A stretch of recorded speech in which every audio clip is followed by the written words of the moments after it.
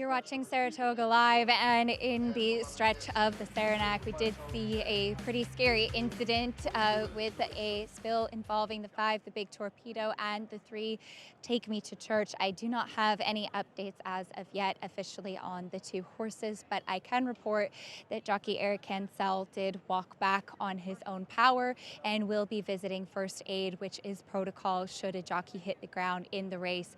Javier Castellano was down being attended to, but did just get up on his feet with assistance after being able to move his extremities, and will also be visiting first aid and will provide any updates as I get them. We'll take a look at prices. West Hollywood, the winner here in the Grade 3 Saranac, as the favorite returns $4.70. Official results here in race number 6. We'll be back on Saratoga Live with more updates as we have them.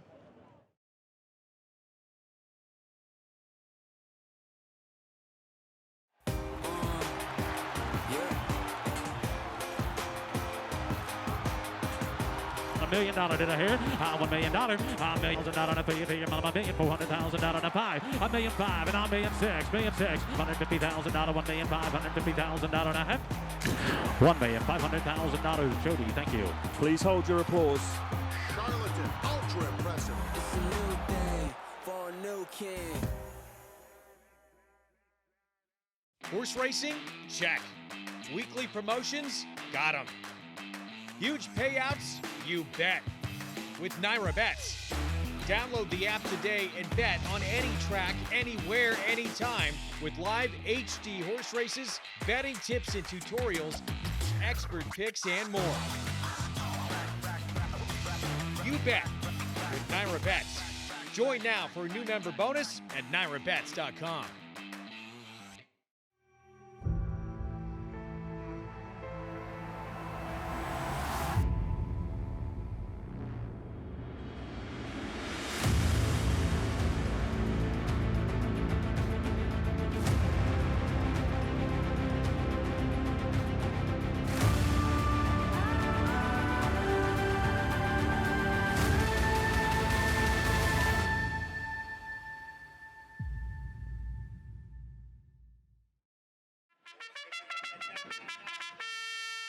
Monmouth Park's summer season rolls on with live racing action every weekend. Monmouth's 2023 season featured our highest average field size since 2015, the perfect recipe for a prolific payday. With a stakes race every Saturday and Sunday, plus our winner-only Pick 5, Monmouth Park is your summer place to profit. Joining us on site, lock in your odds with fixed odds wagering at Monmouth Park Racetrack.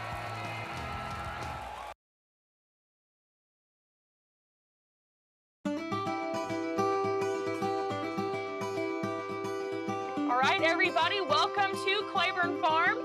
Claiborne Farm has been around since 1910. The tour is a backstage look at how we operate as a large-scale breeding farm. These are parts of the farm that have always been off limits to the public. You know, you would only see these barns and these horses up close if you worked out here. So it's been really exciting to open that to the public, to show that end of the industry and just spread that knowledge. You know, you take a group out, they get to scratch on a mare and foal, they think it's super cool, and hopefully create a lifelong fan.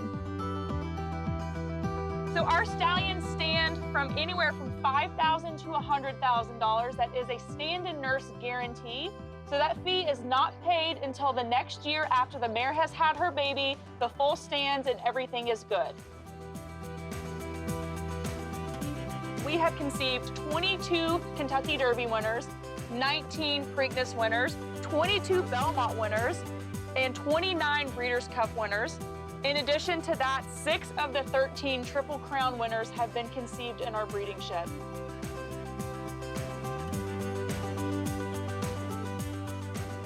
So I'm always excited to, you know, spread the knowledge that I've had, share this passion for the breeding industry that I've had basically my entire life, and just spread the wealth. Basically, all of our tours are sold out. That's just absolutely fantastic. Sometimes we'll try to sneak in 1 or 2 extra people onto the trolley. It's a yearling colt field. Actually, this field is home of 2013 Kentucky Derby winner Orb, as well as Breeders' Cup Classic winner Flame. The cemetery is extremely popular. It's on both types of tours that we offer, so the trolley tour and the walking tour. People travel from all over the world to see Secretariat's grave. So it's really exciting to see people's reaction to seeing that. Secretariat, the 1973 Triple Crown winner. I just want to thank everybody for coming on this tour. This is a tour that we've been really excited about. We're really excited to open up this side of the operation to the public. I think Claiborne is just absolutely iconic when it comes to horse racing. I don't think you can think of horse racing without thinking of Secretariat and Claiborne Farm.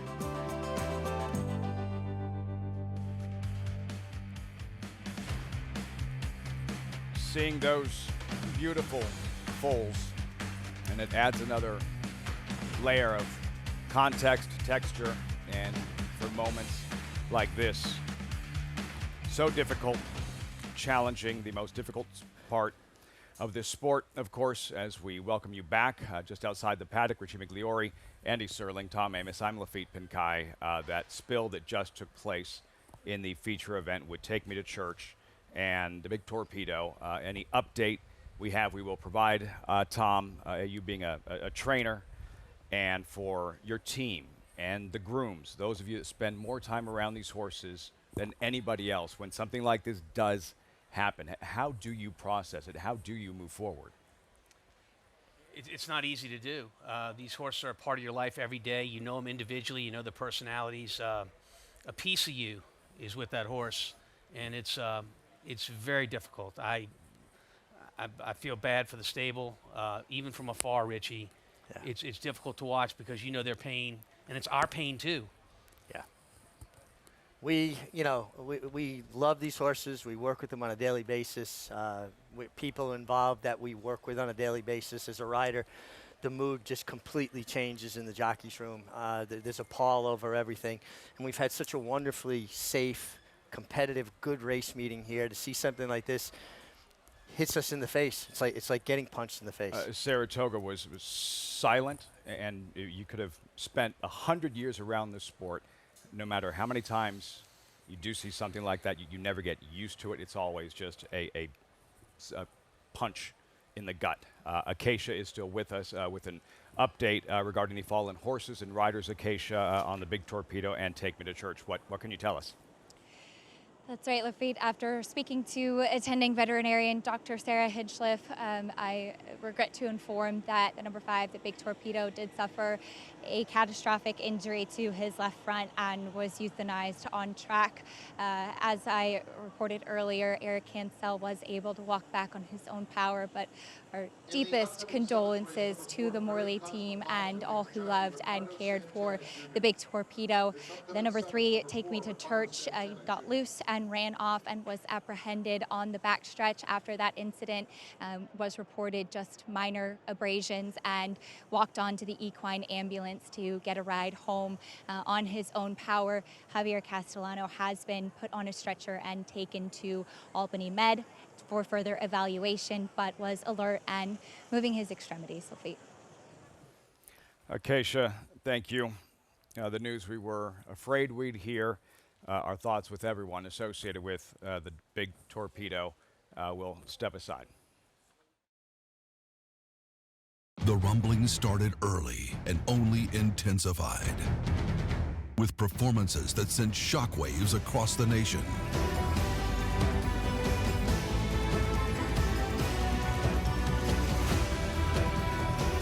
At the center of it all, Epicenter is at the top of the 3-year-old class in the Run Happy Travers. Epicenter, 3-year-old champion by Not This Time. Coolmore America, home of champions. Good afternoon, ladies and gentlemen. On behalf of the management and staff of Keeneland, I would like to welcome you to the September yearling sale. Good to have you back with us. It is the marketplace. It's electric. Quality in quantity. Some of the absolute best horses. These are the horses we're going to be cheering on in the next 4 or 5 years to come. A shareholder to win the Norfolk. Dornick win the Belmont Stakes at Saratoga. Randomized in a dramatic photo finish in the Ogden Pit.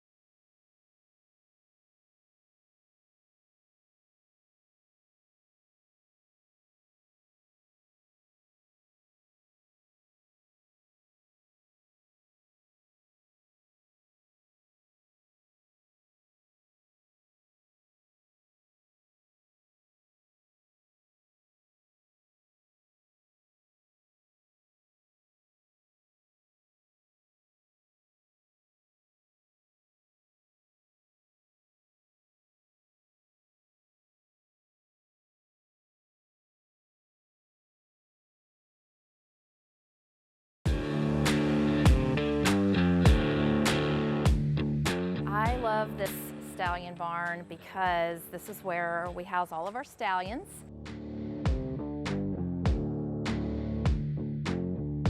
And it's a favorite amongst everyone that comes on tour because they get to meet and greet some of their favorite horses that they saw race or are fans of their progeny.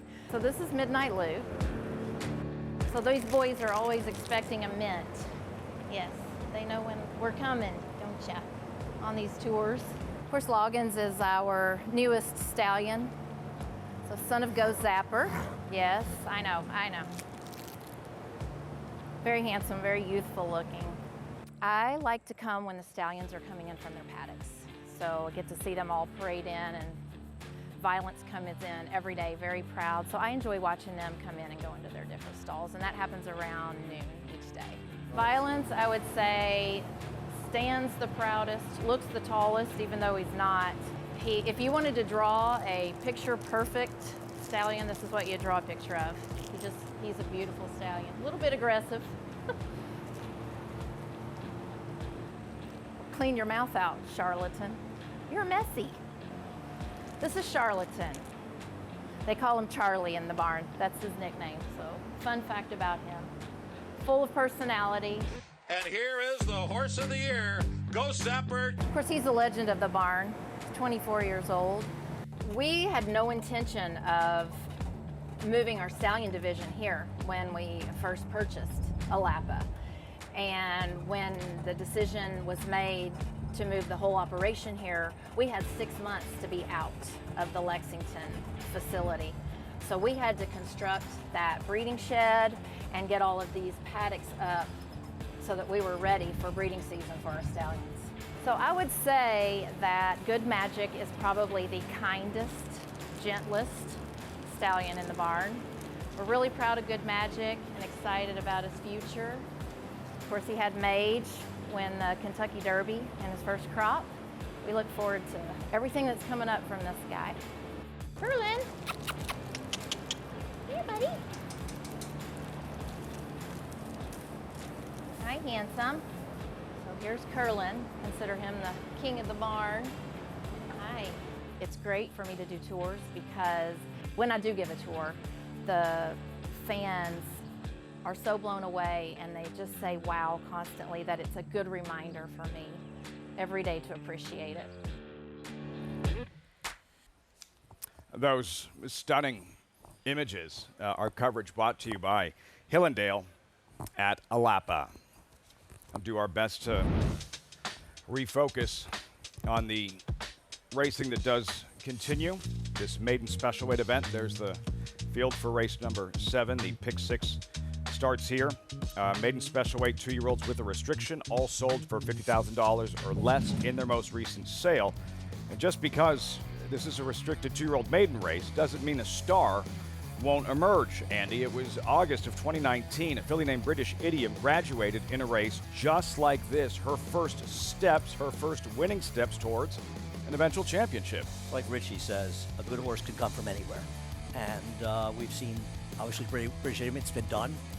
So it can happen. We've seen plenty of horses that Seattle Slew cost $17,500. Yeah. So we've seen it happen before. And more importantly, I think it's just great to have these races because it gives people that aren't in the position to spend enormous amounts of money or don't have, huge broodmare operations for breeding horses a chance to win races at Saratoga. A chance to not run against fierceness.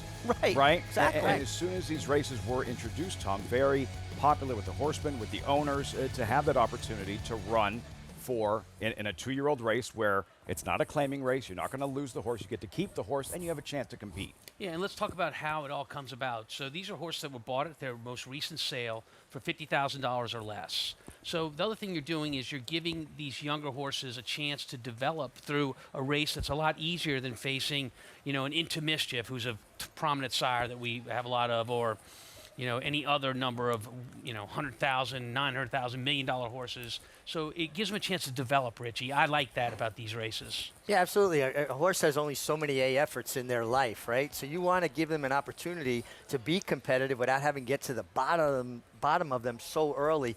And horses don't know what they cost. The one thing you can't define when you look at a horse, whether it's a 2-year-old training sale or a yearling, the heart and desire they may or may not possess. We saw that from British Idiom, eventual Alcibiades winner and Breeders' Cup Juvenile Filly winner out at Santa Anita. As for that jockey, Luis Saez, 2020 Saratoga champion rider, in a slow start, specifically by his standards, Andy, to start the meet, but heating up on the back end, including a 4-win Wednesday. That's a day, right? When you win with 60, 80, almost not $90 worth of winners in four races. And it also shows how tough it is up here, right? Because he had the slow start, because of how tough the colony is, he's going to be riding horses like that, so it snowballs on you, right? If you don't get that success early in the meet, it's going to snowball on you. But Louis is a very good rider, and I think he's just been in a bit of a funk and probably some bad luck as well. And, you know, it's the way it goes. Everybody goes through rough streaks, but he's coming alive for the second half of the season. So I think he has to be very happy with how his meet has gone, considering the slow start. Bill Shoemaker, Angel Cordero, Eddie Arcaro, the best of the best, they're all going to go through it, Richie. Steve Cawthon went 0 for 110 at one point. Right after the Triple Crown. After winning a Triple Crown and being a champion, winning the Eclipse Award as a champion apprentice and a champion journeyman in the same year, and no one will ever do that again. Confidence is key with any athlete, and the moment you start to press or second guess, things get tougher. It's just really hard to have the mental fortitude to say, okay, keep to the task, stay to what I normally do. Luis Saez, the 4 wins on Wednesday, getting ready for a post-parade. Andy, who did you wind up with in here? Who graduates? Well, yeah, the funny thing about this race was that the strength was in the A list. The 11 and 12 would have been the first and second choices if they could have run 12 in here. And I ended up basically guessing with the 9 Divine Works, who looks like a favorite, so I seem to have guessed well. But there's already been a major upset in this race. Richie Migliore knew where the number 6 Bouvier's name came from. That's 2 days in a row. Richie has shocked you, Andy. You saw another cliche followed by Chica Azteca. Solid debut effort. Yeah, solid debut effort. I'm noticing we have 4 wraps on this horse. Didn't have that first time out. Bourbon Blanket, another fresh face. Not taking much money and looking through the pedigree. The second dam was okay, and that's about it. Number 4, Very Cosmopolitan.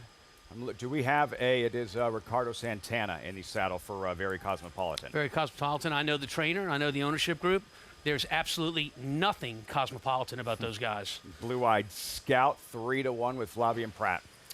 Yeah, this is an interesting horse. Sold for only $5,000, yet is taking a lot of money in here and could be very live. Speaking of, it doesn't matter anymore what they cost.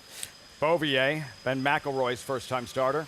So we got a bunch of first-time stars in this race. You always look at the odds board to see if there's any action there, and there's none here on that horse. Cold Central Casting, World of Trouble debuting filly, followed by Gaga's Handsome, a Danny Chen-owned first-time starter.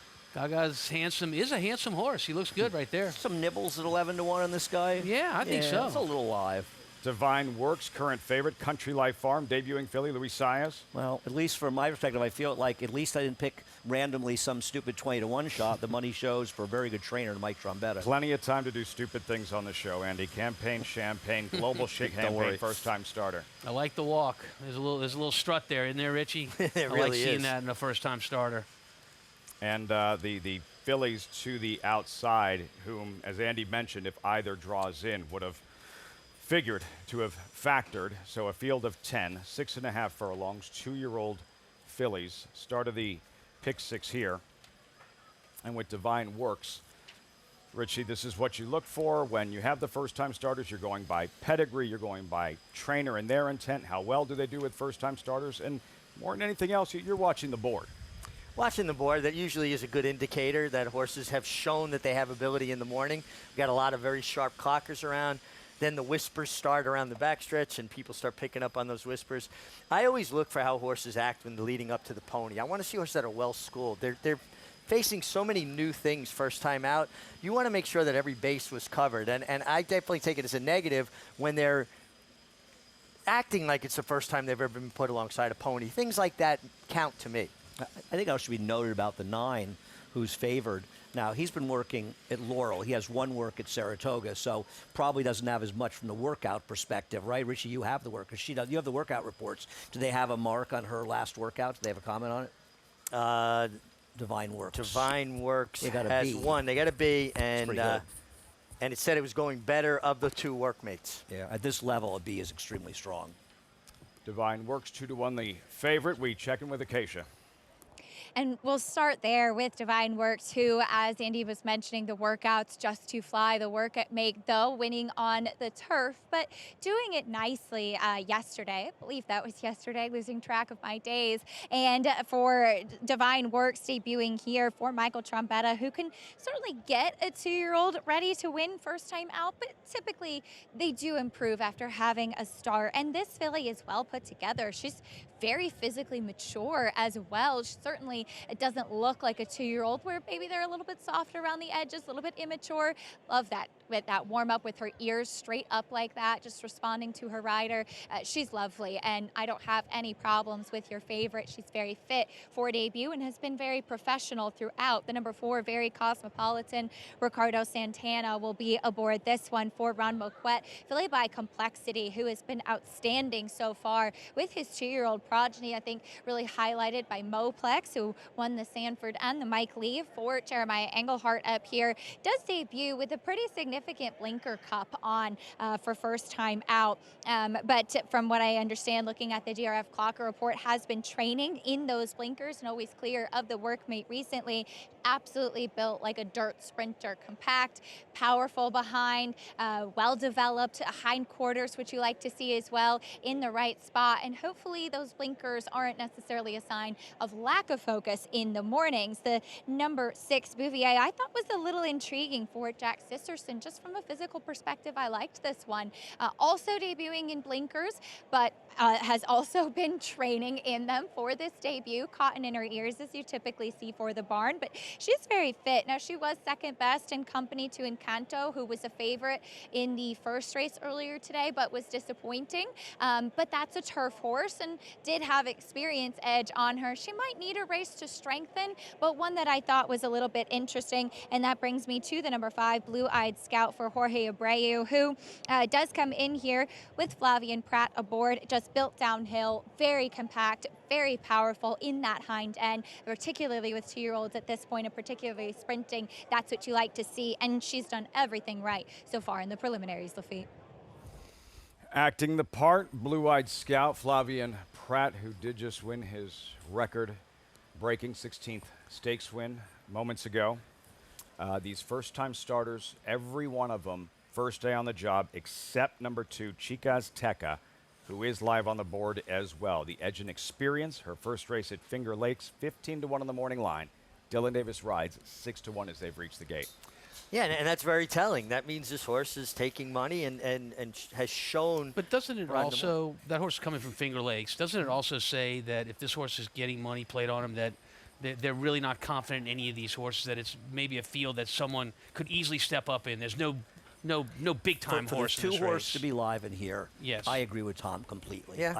I hate to do it, but I think that's the absolutely perfect point. This horse being 6-1 is a condemnation of the rest of the field. Yeah. But do you think also being 18 lengths back and finishing with interest also catches people's eye as well? I agree with what both of you guys are saying. I'm going to be honest with you. I don't believe it. Maybe. I didn't watch the replay, but doesn't that look like a running line error from 8 back to 18 back to 9 back about 1 furlong later? It was a 5 furlong race. I don't believe that's accurate. I'm going to watch the replay. Right? Doesn't that make sense to you? Yeah. You don't have to wait long to see what she's made of. She's in the gate. Chica Azteca filing in. Time for the pick 6, post time for the 7th, live from Saratoga. Here's Frank Mirmati. They're in the gate.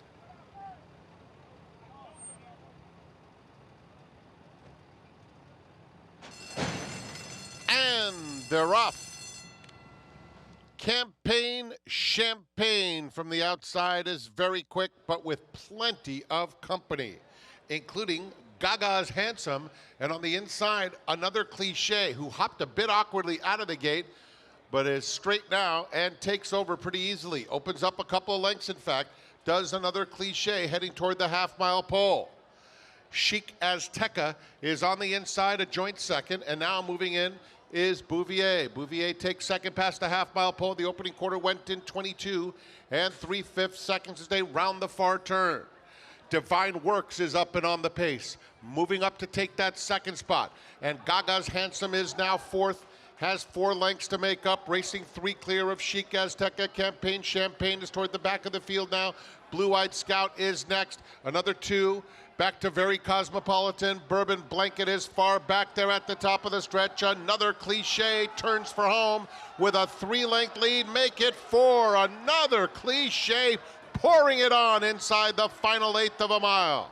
Divine Works was no match, and neither was anyone else. A dazzling debut after an awkward start, and Junior Alvarado puts the brakes on as another Cliche trounces them, maybe 9. Divine Works was second. Very Cosmopolitan and Blue Eyed Scout. Sensational in debut. Another Cliche by Volatile, who captured a Grade 1 event here at Saratoga a few years back. The Vanderbilt, he was a fast sprinter. That is a talented sprinter with a lot of upside. Another Cliche overcoming the poor start and still winning by daylight. That's such a difficult post position, the one post position for a first-time starter. You know, everyone's crowding over, trying to save ground. If you don't break well, it can be a very difficult experience, and it was for our winner, another Cliche. Who overcomes that gets back in the game right away and draws out to victory. Watch this horse, Very Cosmopolitan, who I think was third. That horse came from way back, even last, I believe, early on. That's a horse to watch for the future. I'm not sure I want to watch anybody from behind this horse, but I agree in the context of the race. He ran well. Watch her at the start here, Richie. Yeah. Another Cliche, and the filly directly to her outside. Okay, so she's going to hop at the start. She starts up in the air instead of forward at the break. Now she runs away from horses into that empty space. So, you know, you're breaking 6.5. You're right on top of the chute where the chute meets the course proper. And she ducked all the way into that, was actually on the other side of the rail, and he came back out and showed that Alvarado speed. got a lucky break because if the 2 moves over to the rail right away, the 1 doesn't win the race and is in a bad spot. Boy, this horse, considering that start, this is some performance by this horse. I think she was best. It also looked like Junior Alvarado must have worked this filly because he didn't panic. Even after that, he allowed her to take him up in there, and he must have worked her and known that she's probably a little better than restricted maiden. It's also the second win this week for Gary Contessa with 2-year-olds. He won a grass race earlier in the week as well, and after that crazy meet last year where he won the opening day stake with a firster, and then he won the Hopeful with a long shot, and no other winners. These horses have been a lot more live this meet. Nutella Fella at 50-some-odd to 1 in the Hopeful opening day. Becky's Joker, first-time starter, 20-some-odd to 1 in the Schuylerville. And this filly, another Cliche. How often would you feel a filly, a first-time starter, a 2-year-old filly, a baby, panic, Richie, in that situation? Well, that's it. She didn't panic, and neither did Junior. It just, again, it feels like he must have had some experience for the morning because he allowed her to run up underneath him and get her position going forward after that, compromised beginning is the best way to put it. Listen, Gary Contessa has always been very capable, particularly with first-time starters. He's somebody who was an assistant trainer to the Hall of Famer Frank Martin for a number of years. 1-9-4-5 at 5 to 1. Another Cliche. Junior Alvarado, Whitney winning Pilot Arthur's Ride. He'll pilot Arthur's Ride once again this weekend in the Grade 1 Jockey Club Gold Cup. When we come back, closing week, 2-year-olds Alex Bregman's Totally Justified holds on in the P.G. Johnson on Wednesday, and yesterday it was the boys' turn, and Zulu Kingdom record equaling ride by Flavien Prat, now record breaking stakes winner Flavien Prat.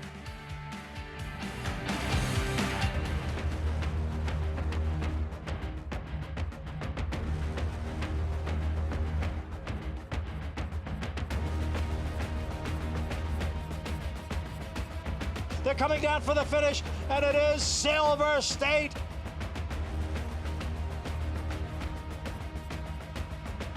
$140,000. Grade 1 winner Silver State, standing at Claiborne Farm. It's America's original sport, and no one covers it better than americasbestracing.net. From the sport to the lifestyle, the best races, horses, and destination venues, cocktails, gambling, fashion, and more. americasbestracing.net is a sport for you.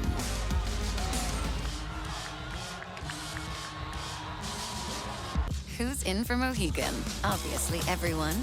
We're off to the races, and it's you for the win. A moment of calm before the dark and stormy. High score, one more, dance floor. Who needs skill when you have style? And feeling like it's the best time ever? Smile. Apps, craps, and nightcaps? Yes. Then it's down for the thread count to start it all again tomorrow. This is how it feels when you're all in for Mohegan. Mohegan Sun. Racetrack Television Network brings you every race, from every track, on every screen, every day. With monthly packages starting as low as $5, RTN gives you great value and access to more live HD streaming and race replays than anyone. Visit RTN.tv today to sign up and watch on almost any device, including Roku and Amazon Fire. RTN has packages that start at $5 per month.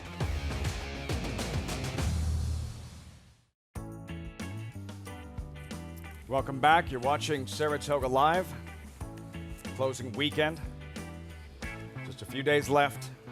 And for Junior Alvarado, solid meet. Lots to smile about. That Whitney win, as we mentioned. And for another cliche, remember her name moving forward as winning pilot. Junior Alvarado is with Acacia in the winner's circle.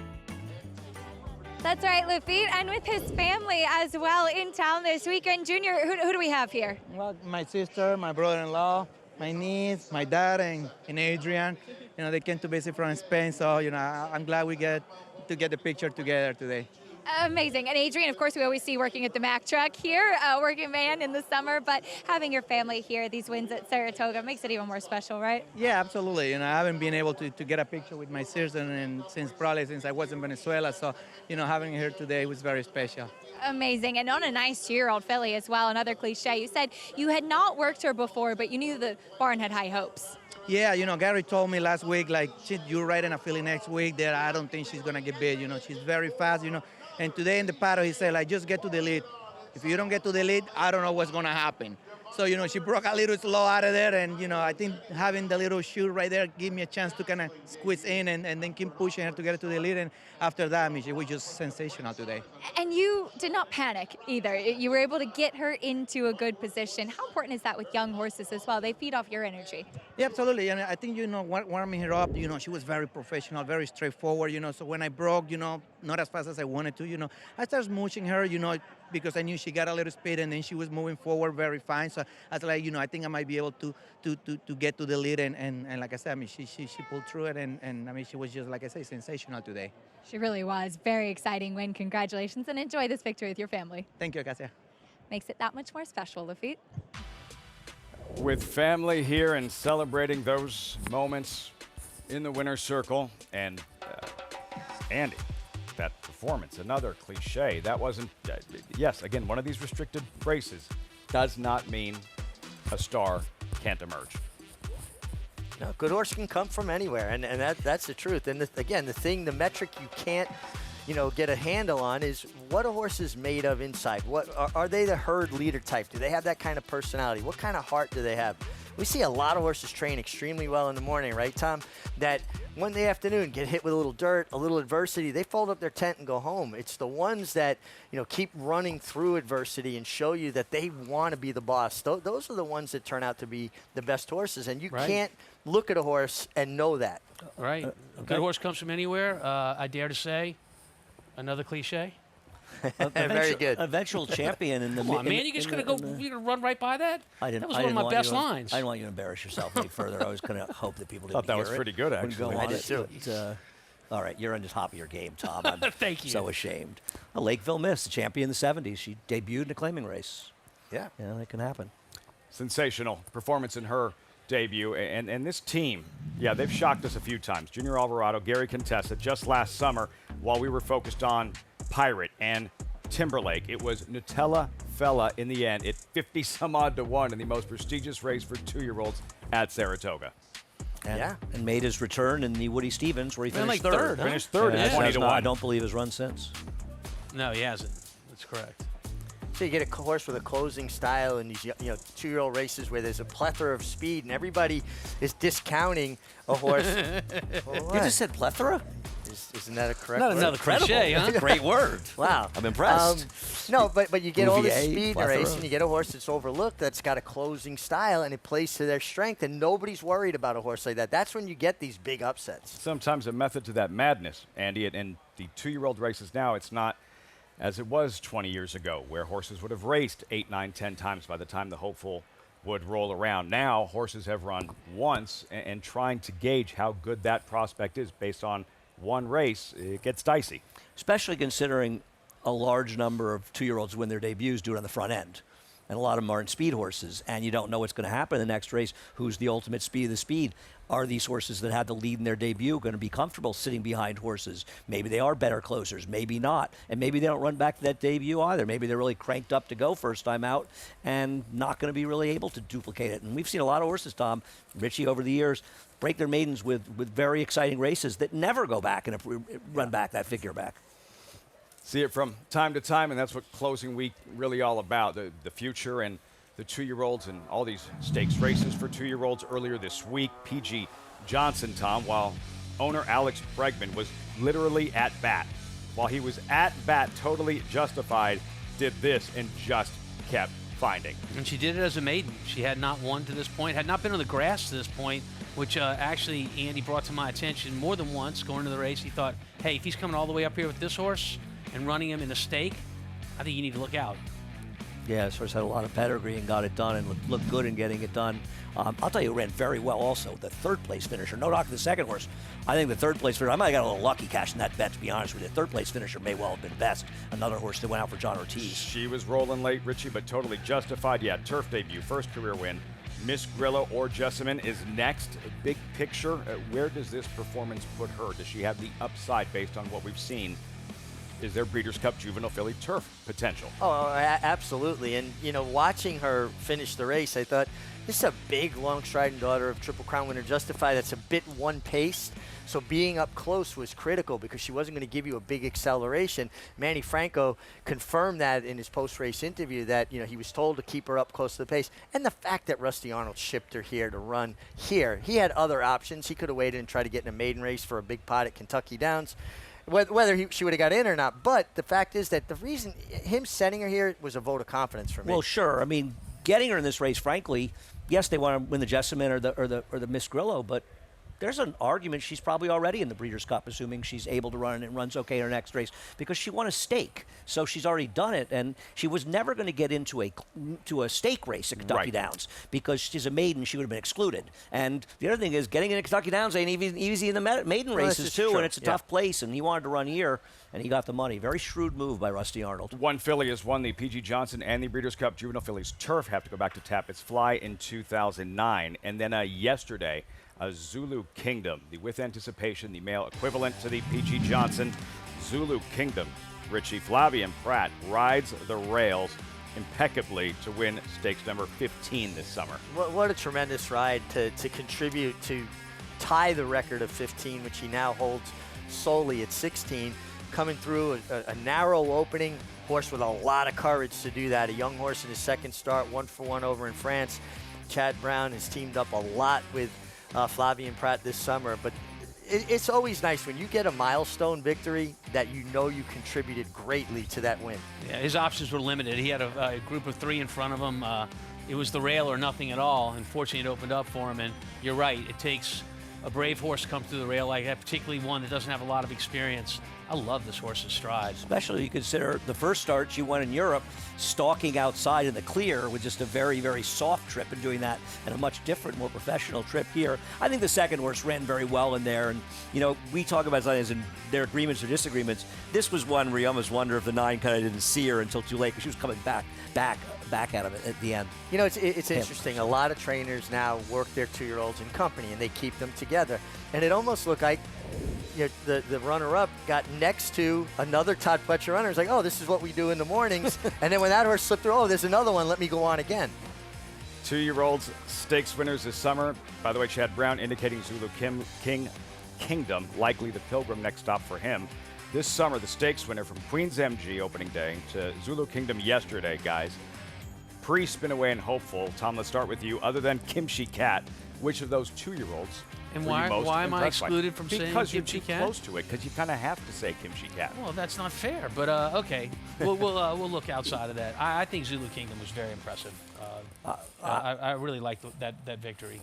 The good news for me is I'm not too close to it. The best overall performance we saw on that list was Kimchi Cat. See, somebody else can say it. And I'm sorry I have to say it, but it's true. Well, I can't go there now. He beat me to it, but...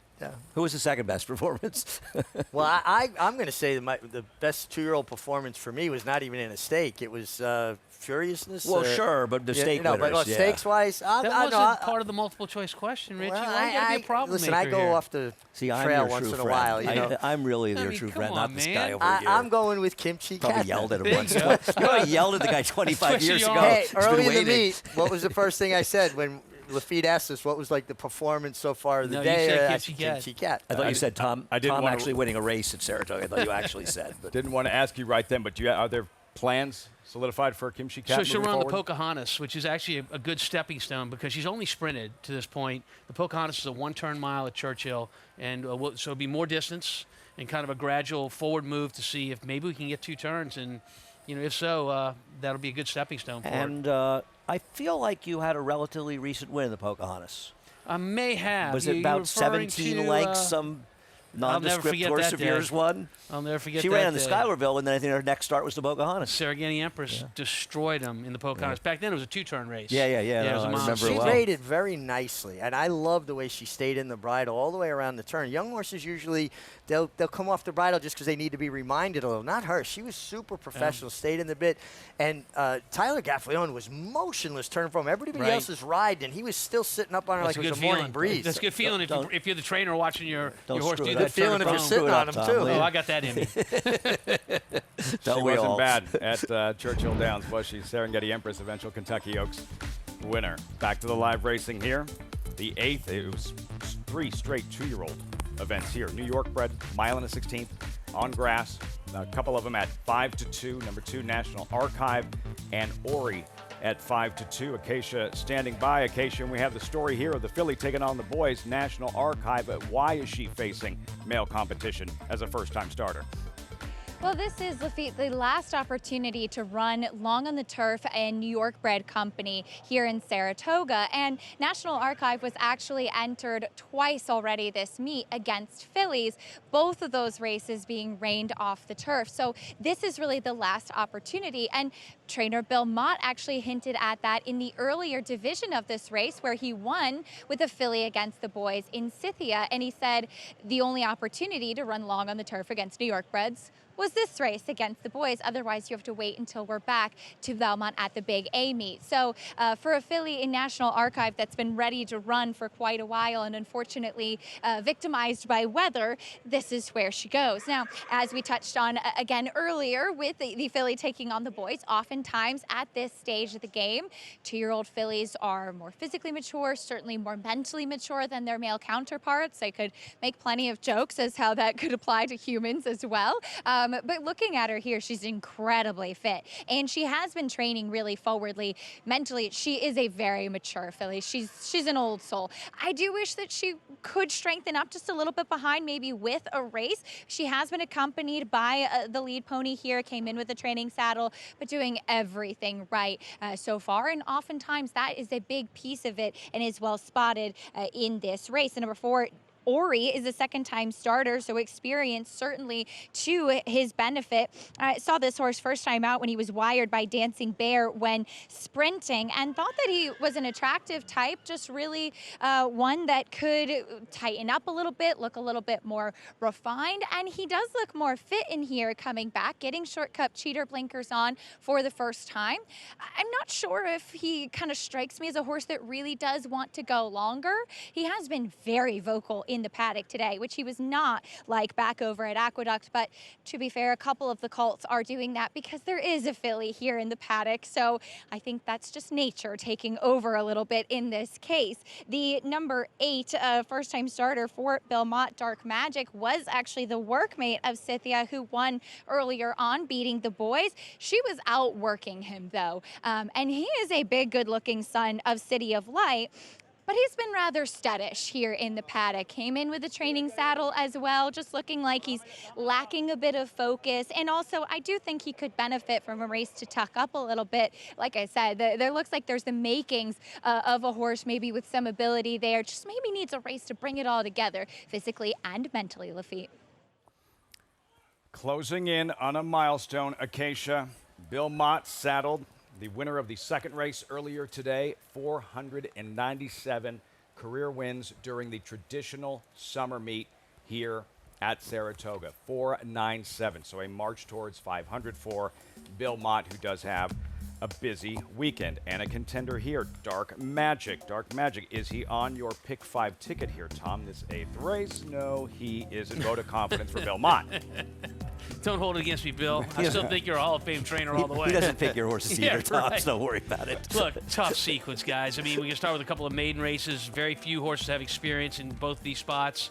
But in the 9th race, the horse with experience, the 10 horse off script, I think is where I'm going to key around. I'm keying around off script, and I'm going to spread it everywhere else. Maybe I get a little narrow in our 11th race, but it's a difficult sequence for sure. Richie and I were just noting something. The Bill Mott horse you mentioned, the 8 Dark Magic, owned by Flying Z Racing Stables LLC. Now, Flying Z was a major player in New York racing for many, many years. Cosmonaut, they had many good horses, I'm sure you remember. Richie, I have not seen that name in a long, long time, I don't think, right? Carlisa passed away, owner of Flying Z Stable, and I haven't seen a horse run with those colors or under that banner since then. Yeah. Flying Z Racing, Dark Magic, opened up at 6-1, 8-1 for the debuting colt by City of Light. Who'd you wind up with here, Andy? I'm interested in the 10 Deemer. Now, maybe you guys can help out because there were some difference of opinions among other people. This horse is sired by Slumber. The second dam is a horse named Birthday Time. Birthday Time is the dam of a very good horse named Fluffy Socks that many people are familiar with. Sire was Slumber. And we're wondering, does that make this horse a 3/4 to Fluffy Socks, or are 3/4 only the same dam and the same sire? You lost me at Slumber. Okay, these are horses, 4 legs, mane, tail, mommy, This is what I can daddy. tell you about Deemer. You steel gray and a giant, big young horse. Deemer is. Slumber got off to a good start with very few foals. Yeah. One of the reasons because of Fluffy Socks. And now we're seeing him, we'll see some more of his horses. He was a very good horse, a Judmont horse that Chad Brown and company for Mike Dubb and others purchased at auction on a dispersal. Ended up winning multiple grade 1s. Yeah, very Doesn't small. that sound like a 3/4? It does. In other words, second dam is the same as the dam. Horse A has the mother. The dam is Breakfast Time. This horse, the second dam, the dam of the dam, the mother of the mother, is the dam of Fluffy Socks. Fluffy Socks also a Slumber. Is that a 3/4? You thought it was. It feels like Keisha was iffy. I thought it was. The way you explained it, I'm a little turned around with it. I'm not sure. That happens. I'm just not sure. That Who's on first? happens. I know it's the mother was confusing. a mother. I'm Is that what not- you said? Yeah, right. Let me put it this way. They're closely related. Oh, thank you. Yeah, let's leave it at that. Somebody will let us know. Somebody will chime in and let us know. Riders up. Time for the late pick 5 on this Friday program, final Friday of the season. John Panagot says 3/4. 3/4. That's good enough for me. John says it. John There's a Sharp. 60% I chance it's true. Somebody always looking out for you. 3/4. But Slumber actually did remarkably well with a very small, limited amount of horses at foals. He did. And he's really a horse that Chad Brown did not get any Judmont horses after Bobby Frankel passed. And he kind of got Judmont's attention by buying Slumber, who hadn't done very well in prior starts, couple allowance wins and winning a few grade 1s. I think they kind of said, okay, maybe we should be giving him some horses. And they have, and they've done well, including Whitebeam. Very well. Very well. A grade 1 win earlier this meet in the Diana. A 9th for Chad Brown. Brown getting that first win in the 4-star Dave and about to capture, I believe, a 6th training title and 4th in a row. Alan Jerkins training title for Brown. I believe 6th or 7th and 4th in a row. Yeah, I think 6, I'm sure. Still If behind Todd Fletcher, who has 14. If we're losing count, Brown's doing just fine. Post-parade, Calvin's ride, Dylan Davis in the saddle. Yeah, Dylan's having such a remarkable meet. The one thing I could recommend horse is a Temple City, the sire, and he is a very under-the-radar, efficient turf sire. Number 3, Dignified Response, Winderley Farm, first-time starter. I thought this horse might be a little interesting. The Dam was a multiple winner on the turf. I don't know about Instagram, but he is into mischief. Acacia explained why she's here. National Archive, the filly facing the boys. Yeah, that's filly facing the boys, and the workout pattern on this horse, particularly on the grass, is pretty darn good. Ori stretching out, second start. Experience pays, and Mike Maker with experience on the turf, you got to respect this horse. The favorite. And then Trinity River on his toes. Yeah, now as a half to a horse that was did not win on the turf. There's very smidgen of turf pedigree. The sire, though, is efficient at turf. Smooth breeze. Ricardo Santana looking for a second, a little spooky out on the track. You look at the board and you kind of think this one isn't really heavily bet. Maybe next time. Big Brown delivers. Great name. Turf debut. A horse, the half-to-horse Richie and I were big fans of, named Loki's Vengeance, but the progeny of this dam are 0 for 6 in the turf. 6 have tried it, and they've all failed. Dark Magic, Junior Alvarado looking to go back-to-back. You guys talked about that earlier. Dam did try the turf, was 1 for 6 on it. Highwater Mark, second start, first on grass. Yeah, I just wish I could have seen Sign to Recommend. There is a little pedigree, though, on the dam side, and Salamini is a promising sire. Deemer, Head of Plains partner, debuting homebred. Big, pretty filly right there. Moving good on the racetrack, too. That's the field. New York bred 2-year-olds, mile and a 16th on a firm turf course start of the late pick 5. Christophe Clement, we touched on the filly. National Archive, Flavien Prat to ride, and Junior Alvarado, who won the last race. They're going to go back-to-back. But for Clement and the first-time starters or the maiden winners, 2-year-olds here over the last few years, 2 of them that really jump off the screen here, Andy, with Carson's run, now a Grade 1 winner, having captured the Saratoga Derby, and his first Breeders' Cup victory, Pizza Bianca, Del Mar, in the Juvenile Fillies turf. Yeah, I mean, obviously a very good list of horses. And Christophe had started this meet out, I think, with just a couple of winners around the first 4 or 5 weeks, but a lot of seconds and thirds, and they've turned into wins. And now I think he has 9 wins in the meet. So what was a disappointing meet has turned into a very good meet. And I feel, Tom, if you start the meet out, if you end up with let's say you end up with a little bit less than you were hoping for, but if you start the meet out winning 80% of your race in the first 3 weeks and then you're bad, it doesn't feel as good as when you start out slowly and you really come on late. Oh, yeah, no doubt. There's the filly, National Archive we were talking about. Deemer, of course, a colt, the 10-horse.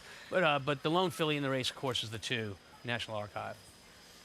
And for Clement, that win in the Sword Dancer, somehow, in a 5th overall, that 8-to-1, why is the name going to elude me now? The former, Andy knows it. Farbridge. I think it's an important question for Tom. Also, Richie, tell people, fillies against the boys, timing, 2-year-old right now, early season. Do you think she is at a disadvantage, an advantage, or neither?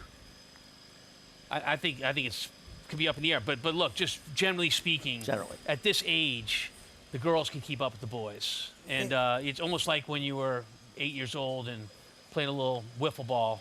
Girls and boys would play, and the girls could be just as good as the boys. The boys hadn't really developed as much. But, hey, there's the rare filly. We saw it with Torpedo Anna, who is every bit as good as any boy her age, and she's a 3-year-old. Don't you think when they're this age, right, like you're talking about, Tom, that girls are usually a little bit ahead of the boys, human-wise, like a little bit more maturity to them. And I'm not ashamed to say, in Brooklyn, I got whipped by a girl when I was about 9 or 10. So I would still be getting whipped by girls. But also, you look at the 3-year-old turf horses running right now. I don't think there's any doubt that the best 3-year-old turf horses, fillies, are significantly better than the boys. I mean, seriously, there might be the 3rd best horse that runs in a stake. They might consider the option to run against the boys. They might be an easier spot. Bill Mott had a winner earlier just today, the filly beating the boys in race number 2. We check in with Acacia. Acacia with Deemer here towards the outside now that we've kind of figured out how the bloodlines work and who he's a 3/4 to or a half to.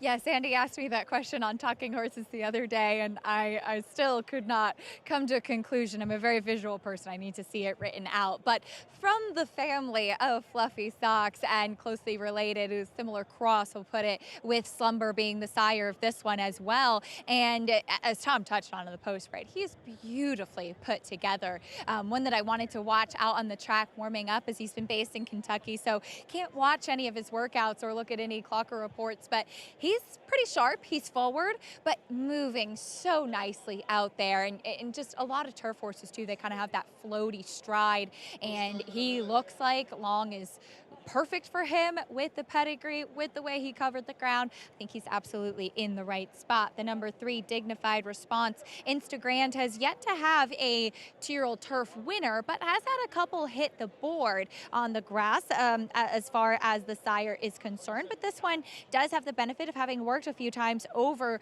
the turf course on the Oklahoma training track recently, a couple works back with Please Advise, who's a stakes quality horse for George Weaver and was far outworked by that one, but I think has to get a little bit extra credit for company kept. I do think we'll appreciate from a race to tuck up a little bit, but again, one that looks like he's well spotted and pretty physically mature as well. There's some good size to him and looks like he should handle the turf. The number 5, Trinity River, Linda Rice, typically not known for first-time starters, and this one has gotten a little bit hot out on the track and is pretty energetic, but a really good looking horse here, and by Air Force Blue. So there's the turf influence. As Andy mentioned, there's not much to sink your teeth into as far as the bottom side, but on his toes, built like a turf horse, and one that just kept catching my eye back in the paddock. So if maybe not today, Lafitte, one to watch moving forward. Keep an eye on her, Trinity River. Linda Rice looking for a second win on the afternoon. Lots of support for number 10, Deemer. Manny Franco aboard. Richie, how does he navigate this thing from that outside box? Well, that's the big thing he has to overcome is that outside draw, and hopefully he's able to get enough position going forward and find a gap between flight someplace and tuck in. Plus, young horses run to empty space, so you hope he doesn't break out. Yeah, that's what He's I'm got worried to be corrected. You know, it's just not a great post for a first-time starter. But very difficult post. I'm a big fan of Slumber, the sire. He's by Cacique. Cacique won the Man of War Grade 1 for Judd Mont, Bobby Frankel. So you have an opportunity with Slumber to tap into all of that really good Judd Mont blood. And he stands in New York at Rockbridge Stud, beautiful town over there called Hudson. And they got a nice stallion lineup. Do you read anything into the 10 Deemer coming from Ellis Park, all those workouts being at Ellis and then coming up here for the race? It's an interesting question. I actually talked to Cherie DeVoe for about 10 minutes, 15 minutes earlier today and never thought to ask her. Sounds like time well spent. Well, I am nothing if not professional. I don't ask trainers about their firsters and horses. I don't think it's appropriate. Terrific, terrific trainer, Cherie DeVoe. See what Wait, happens here with these something to do two-year-olds. that's not appropriate. I think I know you're joking. These people get up. You guys get up way too early in the morning for me to expect Last you to to tell me load. that Post stuff. time. Here's Frank Mirmati. They're in the gate.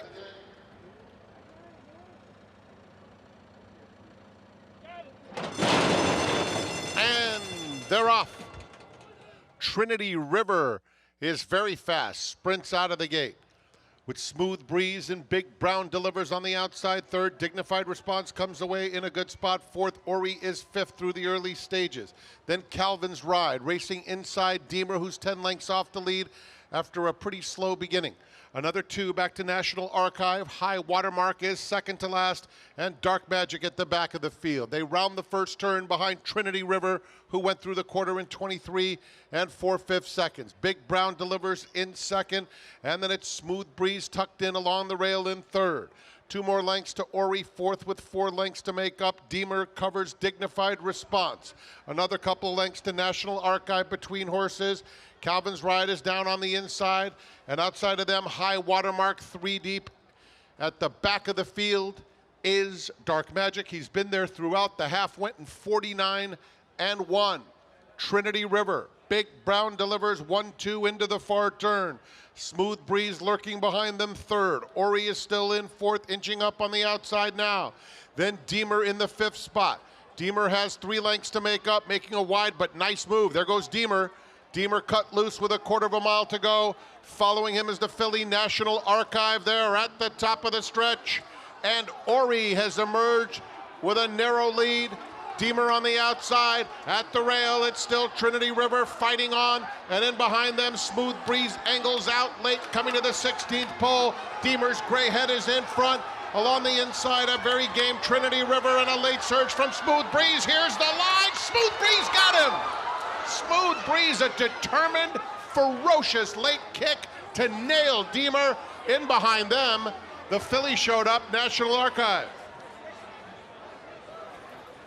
Fireworks in the stretch of this 8th race at Saratoga. These New York-bred 2-year-olds putting on some kind of show. Deemer reaching for the wire. Smooth Breeze, late surge, picks him off in the shadow of the line. Smooth Breeze down on the rail behind the 3 front runners down the stretch. Angles outside late and gets up in the to use a phrase, the shadow of the wire. Getting to save that ground, though, so you're saving energy, while Deemer, not a good post, hopped a bit at the break and had to come around. I think that was all the difference. While one horse is getting to sit that inside-out trip, Deemer had to make that run wide. Look at the horse in the blue down on the rail right there, Richie, and Deemer, of course, the gray with the white face.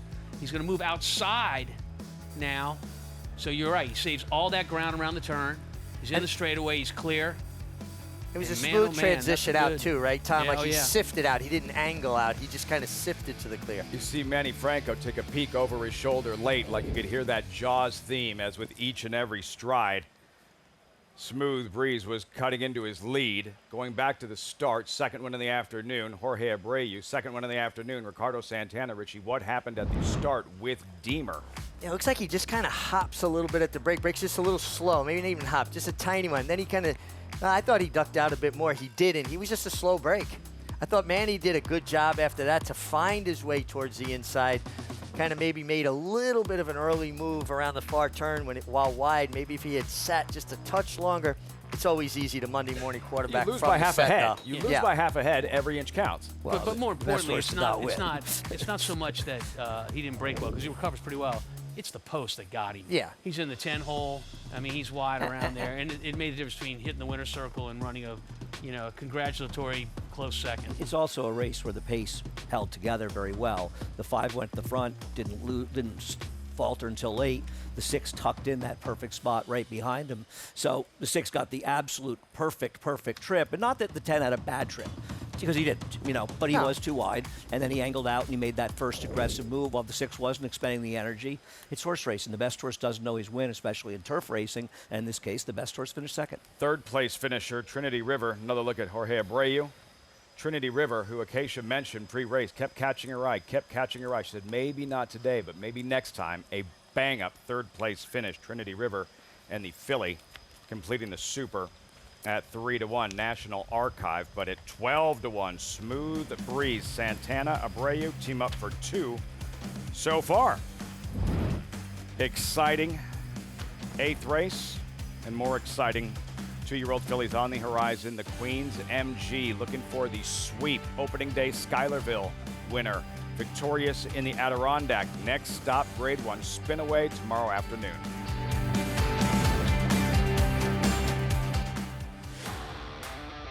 Program trading in naval power. What a thriller. Photo!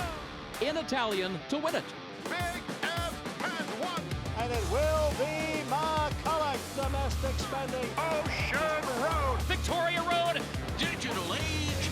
And Pearl. State of Rest. Newspaper of record.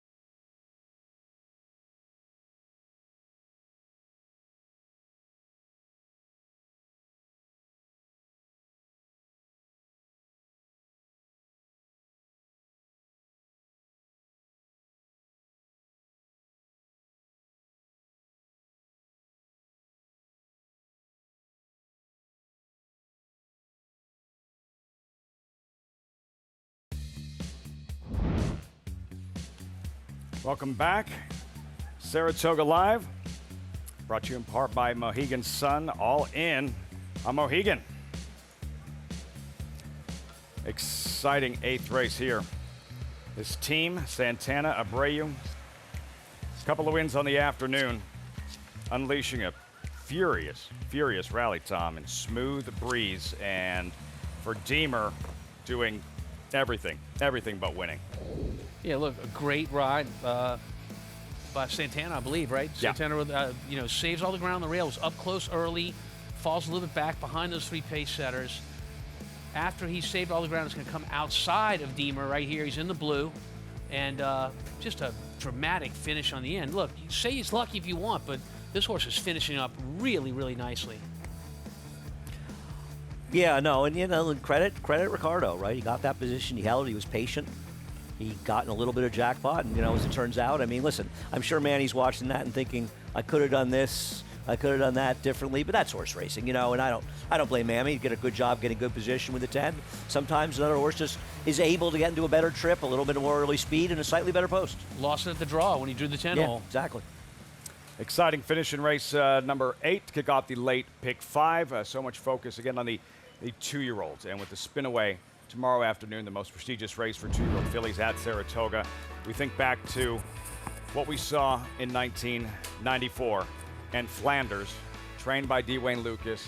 This week in history, 3 Chimneys, Flanders staying unbeaten in the spin away. What a filly. So much talent, and that resounding, as Tom Durkin described it, a spellbinding stretch duel with her stablemate Serena Song in the Breeders' Cup Juvenile Fillies. Flanders was really, I'm going to say she was an all-time great 2-year-old filly. How's that? I don't know, what she would have done, but considering who she beat and what Serena Song went to do, and Tom, I want to tell you what I did in this day. All right. I used 4 of 5 in a mandatory payout pick 6 carryover situation. I used 4 of 5 in an earlier race, and I believe I left out Cody's Key. I'm not sure that was the horse. It was Mike Ushin horse, and lo and behold, that horse won, and the pick 6 paid $20,000.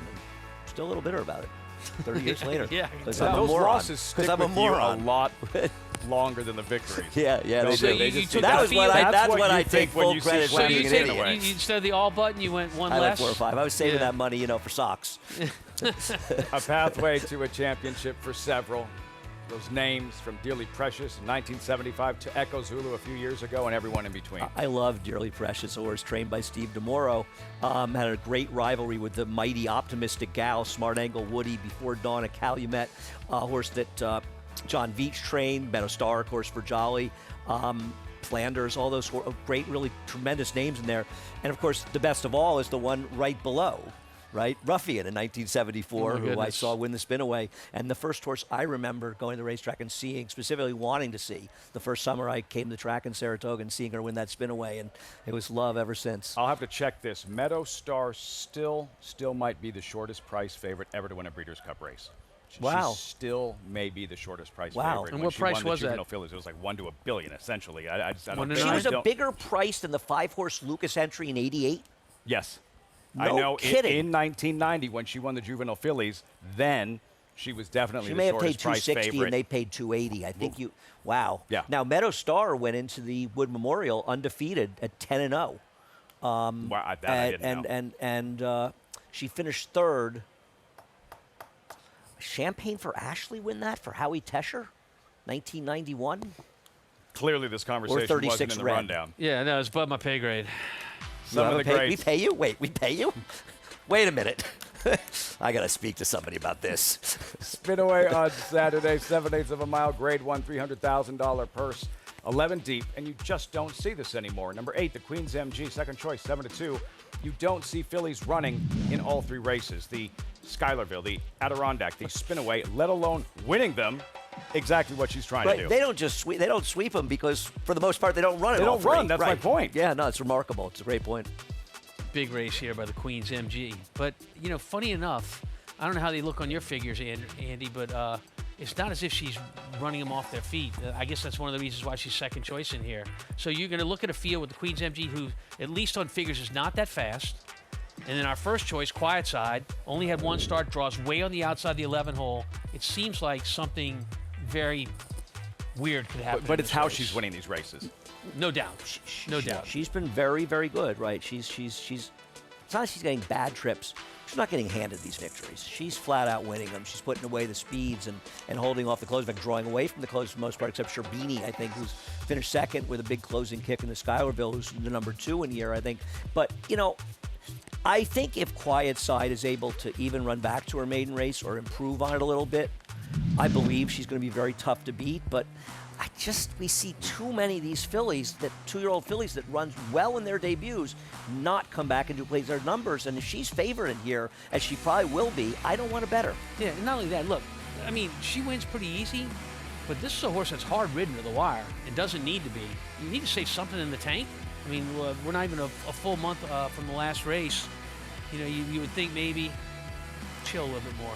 You know, but being around as long as we've been, and the Short Leaf Stable, Lob Lolly, all those good horses, I'm kind of rooting for John and Anthony to have a nice runner in her. And John Ortiz, who's just had a terrific meeting. It's a big Saturday with her running in her second start, but also Brightwork coming back, a horse who won the Spin-Away last year. Big day for guys. A great meet. Brightwork scratched in the paddock. She had an issue in the paddock in the test. Yeah, and she's fine, and she's running in the Prioress, is Brightwork, last year's winner. So John Ortiz, who doesn't do a lot of losing these days here at Saratoga, looking to go. We're looking for Brightwork to get another stakes win here and trying to go back-to-back in the Spin-Away 2-year-old fillies, taking center stage tomorrow afternoon en route to the Frizette, en route to the Breeders' Cup Juvenile Fillies. Perhaps the colors of last year's winner, Brightwork. Can Ortiz go back-to-back? What color will that statue be come Sunday morning? We'll be right back. You're watching Saratoga Live.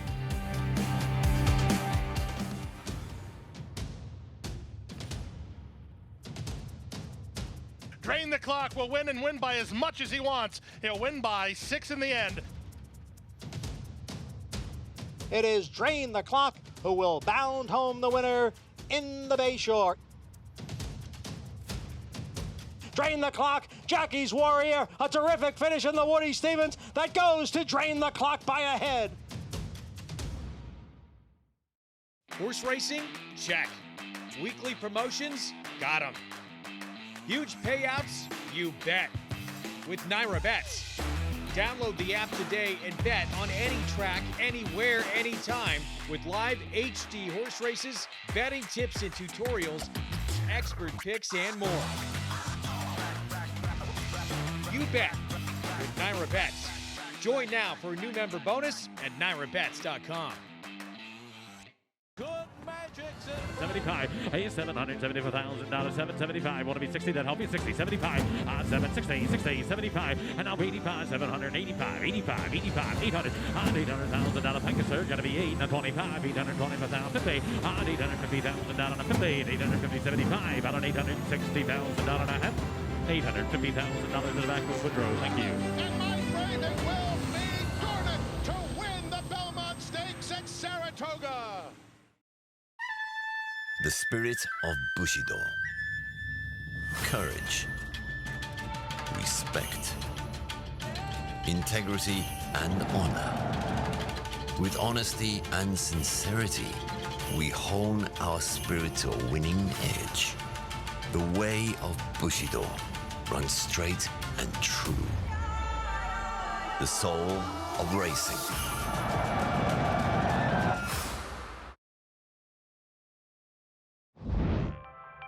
Irish Hill Century Farm in Stillwater has grown to 450 acres. Expansion demanded by Mayer owners. Got the Saratoga water. You know, we have the minerals. It's on sandy ground, and underneath there that water's got everything in it that you want. And Mayer owners want the farm stallions. Kentucky Derby and Preakness winner Big Brown. And his babies, they run just like him. He adds leg, body. If you need improvement, Big Brown's going to do it. King for a Day is by emerging sire of sires, Uncle Mo. Lookin' at Lee earned his spot on the roster by finishing second in the 2017 Kentucky Derby. War Dancer's offspring have earned more than $5 million. Warrior's Charge is a son of Munnings who notched 2 Grade 3 wins on his way to earning more than $1 million. And everyone's waiting to see if the handsome son of American Pharaoh, Waiting, produces the kind of speed he himself displayed as a 2-year-old in training. The stallion roster is a joint operation between Irish Hill and Duchess Views Farm. and we decided to merge the stallions, put them under one roof and co-manage them together. And it's worked out great. We're saving the owners a lot of money, and we're getting more mares to the stallions. Beginning with the 2023 breeding season, the partnership expanded to include multiple Grade 1 winner Mind Control, who stands at Rock Ridge Stud in Hudson. Lorray and I and Rick Burke at Irish Hill and Jerry Belinsky have been talking about doing this for years, and he came along and it just gave us the impetus to do it. Thanks to our friends at Irish Hill Farm and for the access, the strength of New York breeding. For more information, go to nybreds.com. 2-year-old fillies coming up next. Last Sunday, day after Travers, Dylan Davis, lots to smile about. 2 wins, the New York Showcase Day results. And for Pandagate, the victory, and the 2-year-old in Moplex. And for Maya Engelhardt, it sounded like there was some toying of the idea of maybe the closing day Grade 1 hopeful, and said going with the funny side and racking up another stakes win. Yeah, Moplex has been dominant open company and against his own kind in the New York bred races. Just goes to show you what the program is, this New York bred program, how good it is and how they can produce so many good horses, going all the way back to funny side and working your way forward to what Tis the Law was as well, right? Yeah, absolutely. And going back to 45 minutes ago, another cliche. There you go. I give Jeremiah Engelhardt a lot of credit because there is that temptation to go to the Grade 1 hopeful. But I think he looked at the field there. He looked at the opportunity, a $200,000 race in the funny side, and he said, I'm going to be a short price in this one and a big price in the other one. And you know what? There's time. If he keeps doing well and he improves and they feel he belongs in a Grade 1, take a shot. But that's a hard pot to turn down, Tom. I know where you would have run. That ferocious, yeah, he looked pretty good on debut. Hopeful 2-year-old's closing day feature as we check in with Acacia and off script, Acacia 4-5, who was bred at Irish Hill Century. What are you seeing from her? Well, perfect segue there, Lafitte, and she does have experience after leaping up at the start as we see the number 8, CC Roulette, rearing up, but great job by her handler getting her to settle down here in the paddock. But back to your favorite off script, leaping up at the start and coming from off the pace was well beaten by Accelerating, but we did see her come back to win on Sunday with a 77 by her speed figure in New York Bred Stakes Company, so certainly flattered there. A good-looking individual. She was pretty sharp getting the tack on as well, and looks like she really gained a lot out of that first race from a fitness perspective. She has a pretty solid frame to her as well, and no matter what, mentally you'd think that she's going to have to get something out of that, hopefully breaking better. She's drawn towards the outside, and that's going to be a big piece of it, her being able to get out of the gate. I do like to see that from that July 26th race, she does have a workout from the gate back on on August as well. Oh, excuse me, I am looking at the wrong notes here. So anyway, I'm sure that she has been schooled from the gate after that last race. Very athletic looking individual. Taking a look at a few first time starters now. The number 3 K Cup, I wanted to mention her because she's been the workmate of Smooth Breeze, who just won the last race. I know on the turf for Jorge Abreu, but maybe something to just keep in mind here is this is a very good looking individual. Another daughter of Instagram. She's very athletic in the way that she's put together. One that I thought looks like she could be ready at first asking in here as well. She's sharp, but not over the top. It seems like she knows why she's here. And debuting at 7 furlongs is not an easy thing to do as well. And she has some good scope to her. Will have to break from the rail, though. So that's going to be a key, as she will have to get out of the gate well, too. The number 1, Moonlight Gal. This is the biggest daughter of Vekoma that I've seen. A lot of them have been a little bit more on the smaller, compact size, and they are runners, that's for sure. He's been tremendous as a freshman sire, but she definitely has the influence of her dam sire, Tappet, on the bottom side. A little bit vocal, kind of announcing her presence when she first came in, but now that they've gotten the tack on her, she has settled beautifully and definitely looks like 7 furlongs and longer will suit her well. The number 5, Valtellina, first-time starter for Ray Handel by another freshman sire in Complexity, who's been tremendous so far. She could probably tuck up just a little bit and get a little bit from fitness, but one that just kept grabbing my attention here in the paddock. Like I said, I do think that she might need a race, but she looks fast and has been marching around the paddock here and reportedly training very well in the mornings, Lafitte. Really good call, Acacia, with Trinity River in the last race. Solid third place finish. Gelding to keep an eye on moving forward. For these 2-year-old fillies in the 9th, the odds-on favorite pictured in off script. It's Flavian Pratt. It's Chad Brown. Her debut, Andy, what went wrong at the start? Well, the first thing that went wrong is that it was a super gold rail, where the inside speed is strongly biased, a very strongly biased day. So that worked against her. She didn't break that sharply, and she ends up getting herself shoveled back, a little trouble, and shoveled back all the way to last. The other thing that went wrong was in the entry box when Accelerating was entered. Yeah, there you go. She came back to win a stake in the next start, and Accelerating got into a strong duel here, but also took advantage of being inside and doing this, whereas off script was shuffled back early and, you know, had trouble and a lot of ground to make up and did it outside while the winner was the best part of the racetrack. She did take advantage of a pace that was collapsing and to get second, but she ran extremely well. Oh, yeah. I mean, she was in an impossible spot to win after a quarter of a mile. She was well back. You were not going to win from that spot. And she ran very, very well. And she was really one of the only horses to close. No, she ran super. She's way the horse to beat, and I'm not surprised, big favorite.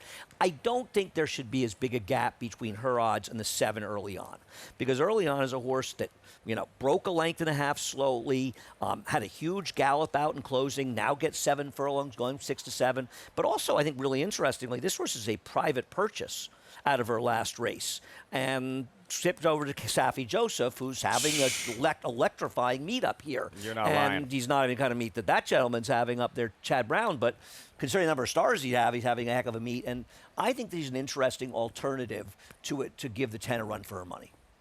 You think I'm nuts, Tom? You're looking at me like I'm nuts. No, I don't. But I do think I mean, those are the 2 horses with experience in the race. There's a couple of others, but there's a lot of firsts in here. But I do think those are the 2 players. But I just think the 10 is where you want to be. I know that price is ridiculously low. Is it a pass or play at 3 to 5 or 4 to 5? I played some late pick 4, the pick 4, and also a pick 3. I want to try to get alive to the 5 horse in race number 11. Is she your anchor in those tickets? I use the 7 and 10. Use them both. I think that the 7 at that price is worth using. But I don't disagree. The 10 stores to beat. I think 3 to 5 is a little on the low side, Tom, for second time starter. I'll tell you what, you can leave this filly off your ticket at your own risk. CC Roulette, Sean Bridgmahan, Mel Giddings, 3 wins together on the meet, $22.80, $24, $29.40, and if the horse in the last race yesterday just runs straight, we're talking about Bridgmahan and Giddings going 4 for 5 at the meet. It's one of the craziest things I've seen in all my years coming to Saratoga. Honestly, I just don't. I'm speechless. Well, I mean, here's the thing. So, I mean, Sean works in that barn in the mornings. He knows those horses as well as Mel does. So, I mean, I don't know if he's getting on what he likes to get on or not, but, I mean, he certainly knows exactly what he's getting on in the afternoons. This filly's only 11 to 1. This first-time starter for Bridgmahan and Giddings here, CC Roulette. Like, nothing should surprise us at this point. No. Nope. Call to post. Late pick 4 starts here. And we start with Moonlight Gal, the Vacoma first-time starter. Look out, though, a little spooky on track. Taking a little bit of nibbles, though, to be 8 to 1, this horse of Vacoma, so wouldn't totally ignore this one. K-Cup now drawn inside. Yeah, for Jorge Abreu won the last race, also at 11 to 1, taking some money. They all just went up, though, as the 10 went down to 2 to 5. Wow. Lightning Mama, blinkers on. Luis Saez takes over. Blinkers on. Mike Maker. He's making a change after one start with the equipment. He's searching a little bit. Valtellina, first-time starter, cold on the board, followed by Blakely's Wish. Took a lot of money in her first start. Yeah, so you talk about the 6 horse there. That's a horse that really worked well from the gate after not having a good first race as one of the favorites. Early on, Kendrick Carmouche seeking a second.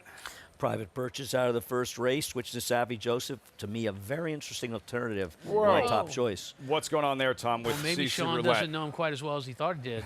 So, I mean, she was getting ready to hook up to the pony. You can still see the pony strap attached to the horse's bridle, but got away from the pony, getting caught by the outrider. Those are our policemen on the racetrack. These are the guys and gals that really keep track of everything we're doing on the racetrack. And if something goes wrong, they are Johnny on the spot. As you can see, they are there. That's not her getting antsy. That's like a blowout, Tom.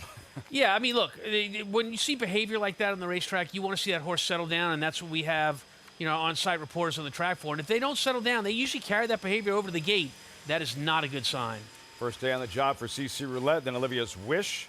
Next level stable first-time starter. Yeah, sorry. Not taking any money on the board. And, half the 3 falls did very little running. And the odds-on favorite needs to get out cleaner today off script. I don't know. You got the leading trainer, Chad Brown. You got a race under your belt. You got an impressive performance after breaking poorly. That'll be corrected. She's tough to beat. Practically Summer draws in from the outside. Draws in from the outside. It's going to be our number 12 horse. And, horse had a couple of starts, improved in the second start. Going to need to improve a little bit more.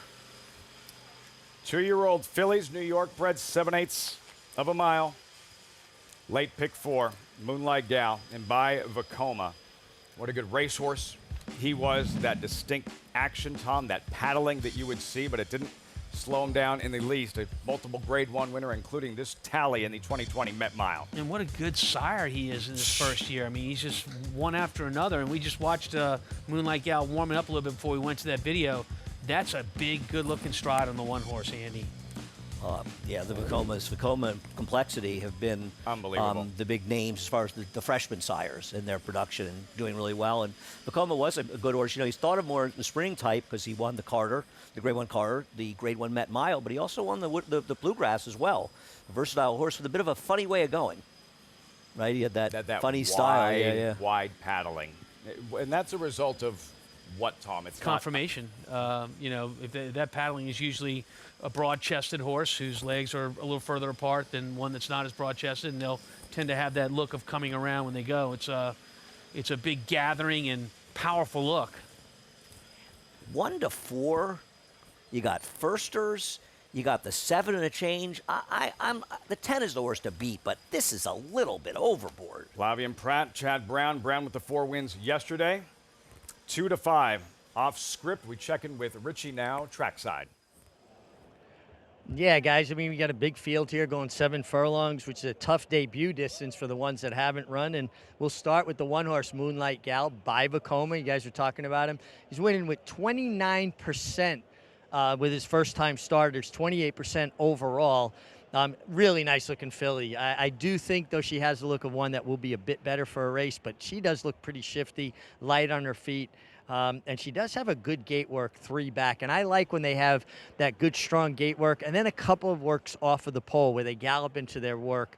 It just kind of that they put the gate work to bed. They were proficient at leaving, and she checks those boxes. She looks good.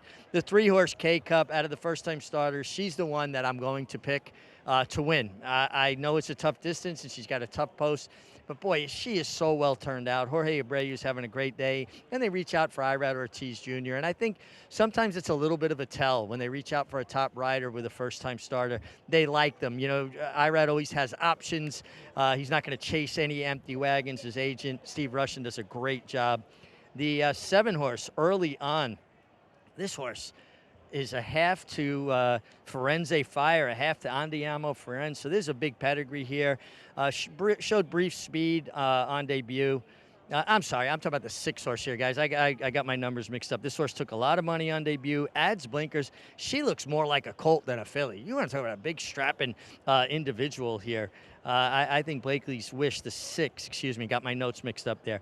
The 8, CC Roulette, did get away from the pony, as you guys noted, and took off with Sean Bridgman. He didn't have his feet in the stirrups, and one of the reasons riders ride with short stirrups on thoroughbreds is you need your body weight sometimes to lean back into one to gain control. Sean had no opportunity to get his feet back in the stirrups to help him pull that filly up, but the outrider did a terrific job.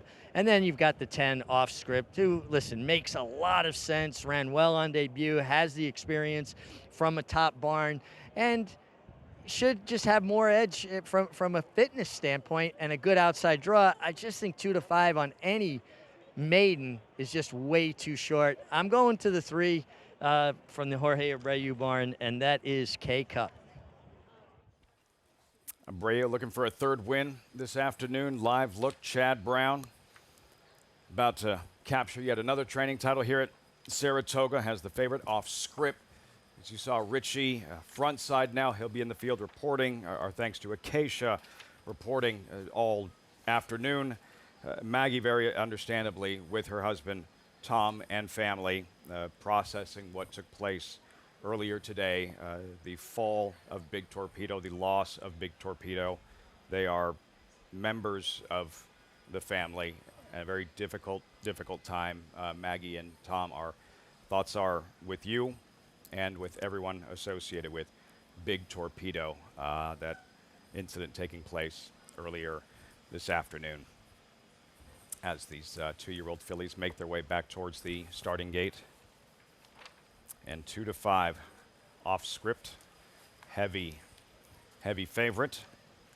And that'll be something to watch right from the start, Tom, and that she did, it was kind of a struggle to get out of the gate in her first try if she can get out clean today. And typically horses, they learn by doing. So, you know, when you have a horse that doesn't do something right in their first start, as a trainer, you're going to work on that. You're going to correct it, and the horse learns also that first start. I look for her to be much sharper today in off script. But 2-5 are making a big deal of that, right? But there's more than one way to skin a cat.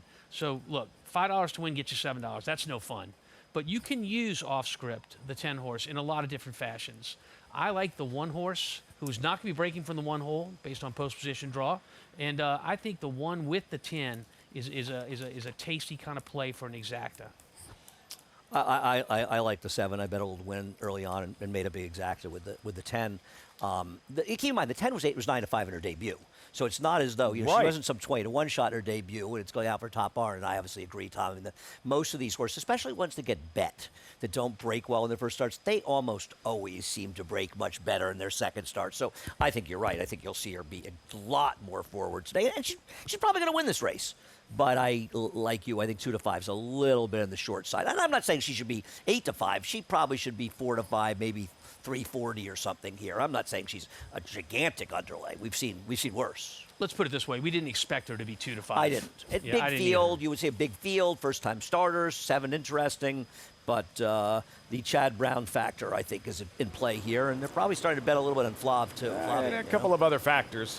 Bridge Mahan, Giddings, can they surprise us yet again with another big outsider? CC Roulette, number 8 at 19-1, and that Vekoma just keeps jumping out at you. Vekoma, what an incredible first-time starter sire he has been as a freshman sire. Moonlight Gal, number 1 at 12-1. There's the favorite, off script. Odds on it post time. Frank Miramati standing by with the call. Post time, the 9th, live from Saratoga. Blakely's Wish in the Mr. Amore Stables colors. The last one is Practically Summer. They're in the chute, 7/8 of a mile.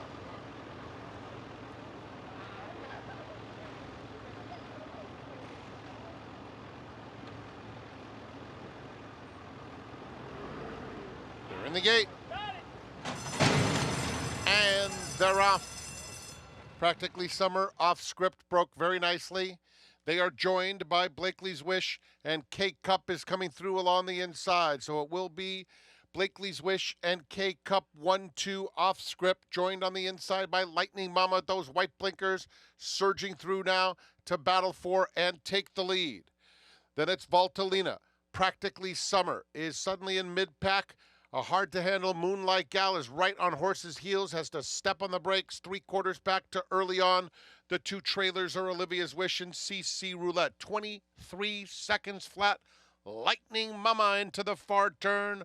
Off script, moving in nicely. And K-Cup is third with 3 furlongs to run. Another 2 back to Valtellina, who races in 4th. Gets a little nudge, trying to get closer. Early on, picking up some pieces from behind. They're a 1/4 mile from home, and here she comes, off script. The huge favorite has overhauled Lightning Mama as they reach the top of the lane. Valtellina is running a big race into second. These are the 2, and they are dominating way back to early on, trying to get third. They're coming to the 16th pole, and it's off script. Valtellina, K-Cup is hanging tough in between. Valtellina on the outside, lengthening stride, trying to get by off script. Valtellina puts her head down and puts them away. Off script was second, K-Cup third, and early on finished 4th. The Vekoma first-time starters and those complexity first-time starters. Valtellina, Pavilion Racing, Trainer Ray Handel, Dylan Davis. Another win at Saratoga, another one at a price, 10-1 at post time. Our big favorite off script had no excuse. Had a great trip, sat outside. You see her there going to lead. That's her in the White Blaze, the number 10 horse. And at about the 8th pole, you're like, she's not really finishing as well as you thought she would based on the trip she had.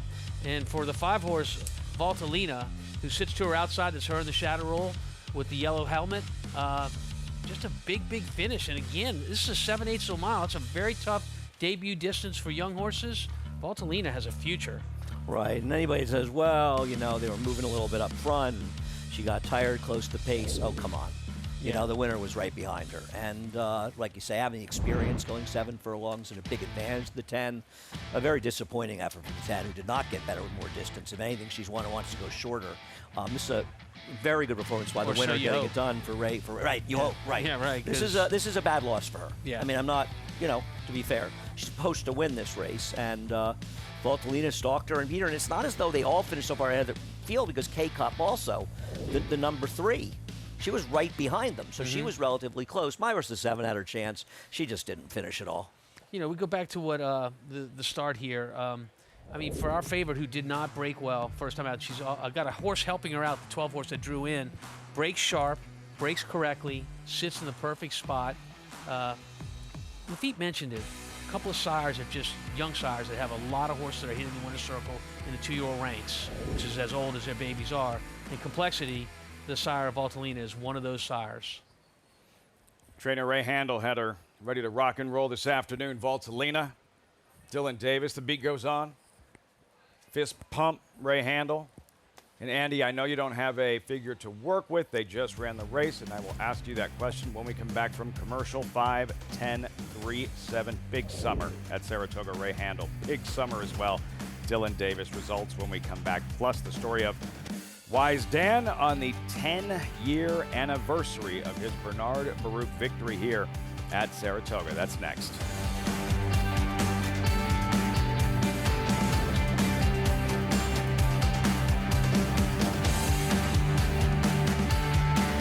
Daredevil, returning to stud on U.S. soil. The only first-crop sire to see 2 offspring win the Grade 1 Kentucky Oaks and the Grade 1 Preakness Stakes in the same year. She dares the devil, taking the Kentucky Oaks and the Grade 2 Azeri Stakes, and champion Swiss Skydiver, winning the Preakness and the Grade 1 Beholder Mile Stakes. With more exciting prospects on the track and multiple 6-figure sales in the ring, Daredevil's career is just getting started, only at Lane's End.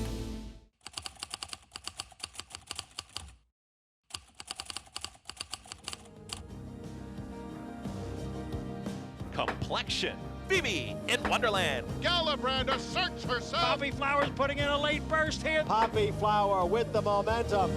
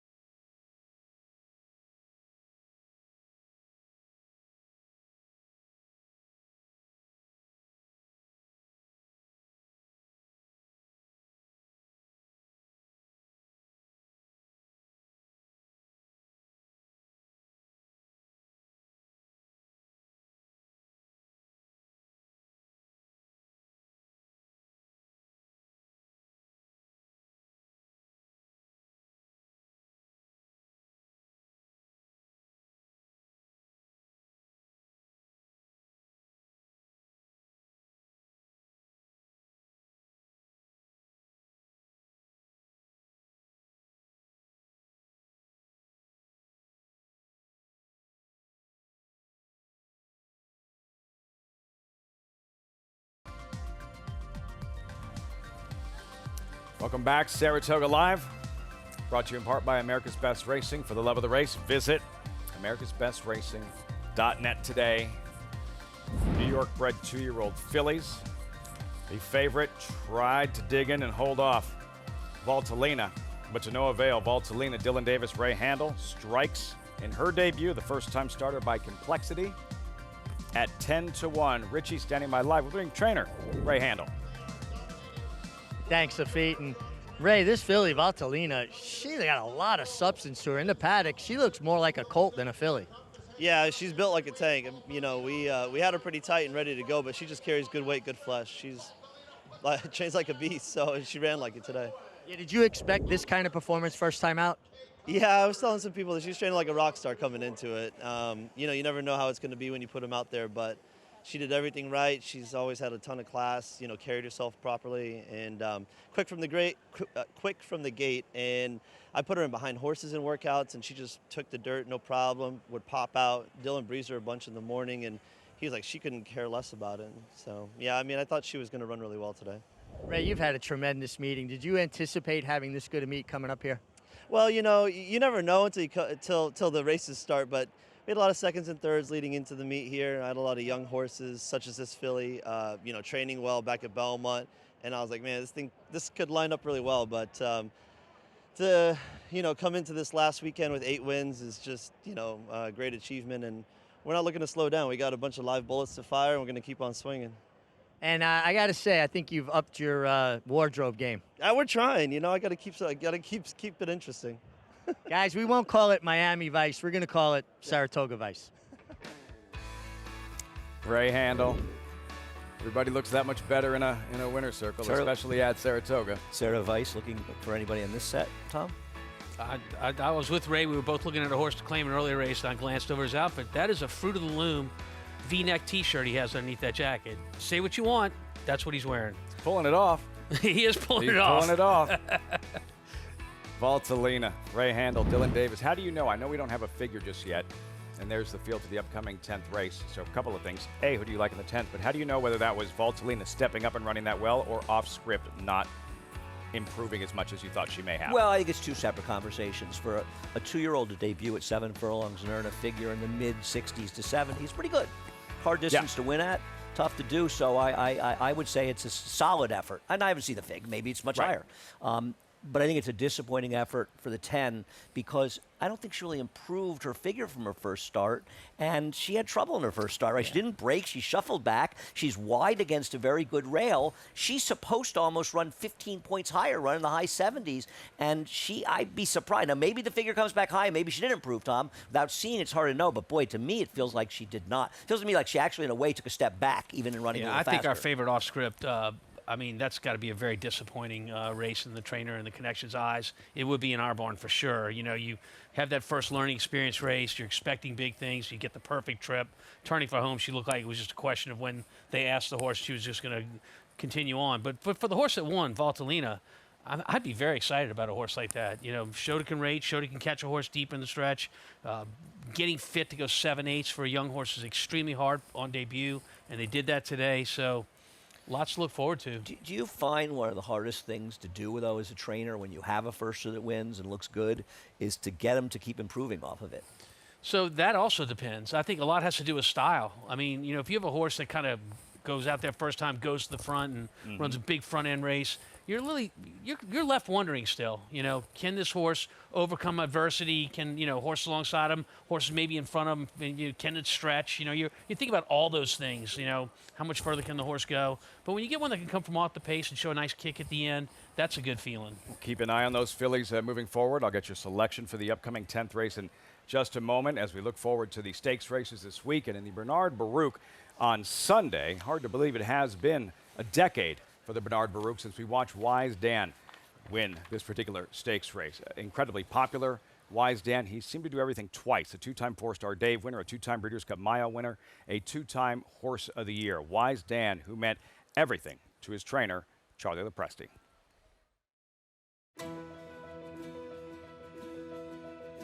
Well, we got him when he was a baby, and we broke him. He did everything right, but he was a big, gangly kind of colt.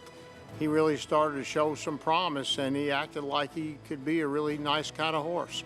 I can't say that I knew he was going to be that kind of horse. It was better than we ever dreamed. And they're off in the Clark handicap. It was a very level beginning. You know, first time I rode him, basically he was strong, but he did let me do what I wanted to do and waited into the quarter pole and finally let him loose. And while I let him loose, he went on to win in the dirt, by the way. Inside the final furlong now, and it is Wise Dan and John Velasquez who go to a lead of 2 lengths. Inside the final 16th, it is Wise Dan clearing away to take the Clark handicap.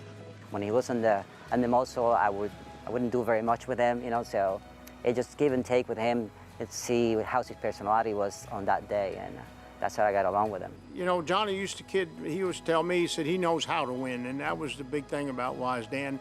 I think no matter what, no matter the track condition, post position, what happened in the race, he knew how to win races, and he got along with him. He knew him, and they had a great relationship. And Wise Dan strikes the front, sticks his neck out. He wanted to win today, and win it he will. He was unstoppable that year. When we went to Breeders' Cup with him, I mean, when he trained out there at Santa Anita, he couldn't train any better. He shipped out there beautiful. You know, just everything just kind of built up to the end of the season, and it ended up that year to be perfect. 2012 Horse of the Year, Wise Dan. This horse has made me so happy that I can't even express it in words. He loved Saratoga. I love Saratoga. He just thrived up there. I mean, he was a legend up there. And now it is Wise Dan who's taken the lead. Wise Dan in front. A good horse like him going from track to track, different surfaces, and put his heart and soul to it, he's definitely a very special horse. Wise Dan has called on all his class, and Wise Dan has won it. It was just incredible, you know, everything that went along with it with Mr. Fink, a small breeder with just one mare, to turn out a horse like that, to do what he did time and time again. He never disappointed.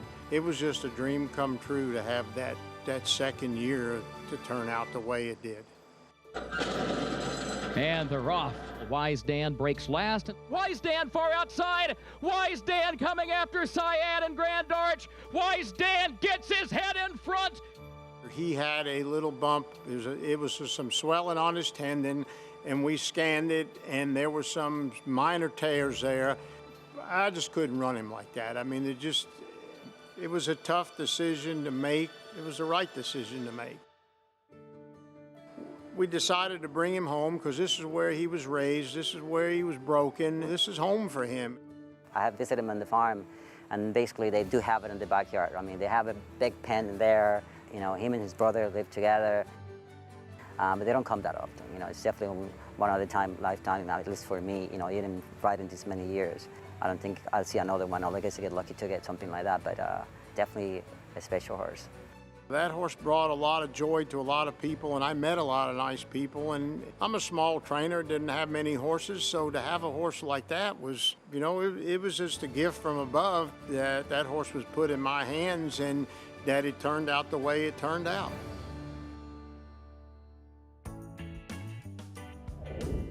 So popular, huge following, especially in the Kentucky area when he would race at Keeneland in those Shadwell Turf Mile. Popular here, of course. Charlie LaPresti, who has since retired. You see some of the highlights, the numbers, 23 of Mike. It's unbelievable. Love that shot of he and his brother at the end there. Successful Dan, who was also a Grade 1 winner.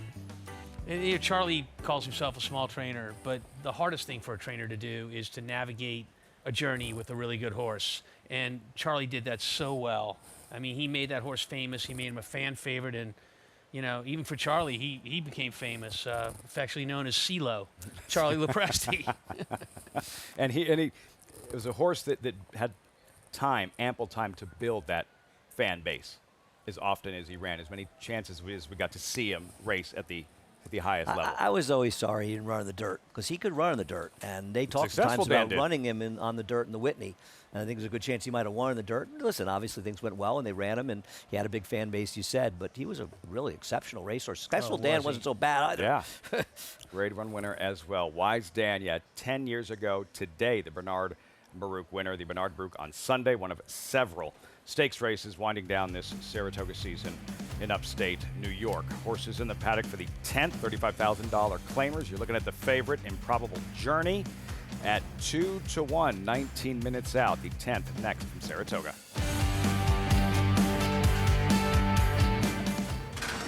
They're off in the hopeful. Here's Basin now running up alongside, and Basin grabs the lead. Basin and Jose Ortiz are running away in the hopeful.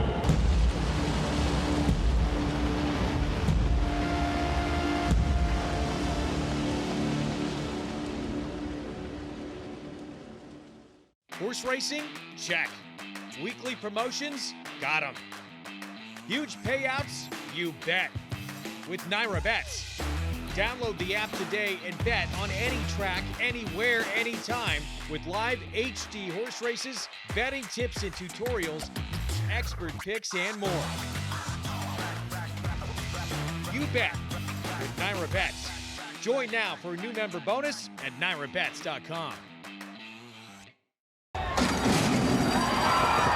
The 2024 Global Symposium on Racing, celebrating 50 years of being the premier networking event of the year. 50 years of connecting the who's who of racing and collaborating face-to-face with key decision makers. Discover the latest technology and innovation while being a part of the international conversation. Join us December 9th through 11th. Register at racingsymposium.com. Racetrack Television Network brings you every race, from every track, on every screen, every day. With monthly packages starting as low as $5, RTN gives you great value and access to more live HD streaming and race replays than anyone. Visit RTN.tv today to sign up and watch on almost any device, including Roku and Amazon Fire. RTN has packages that start at $5 per month.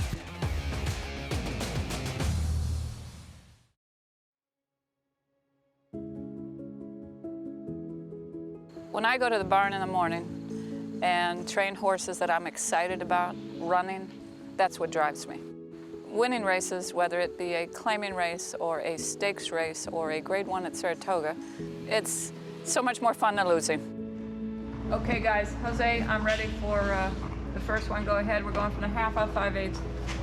My father, he was a hard worker, and he was very ambitious, instilled a strong work ethic in my 3 brothers and myself, and he had a love for the horses his whole life, and he instilled that in us as well.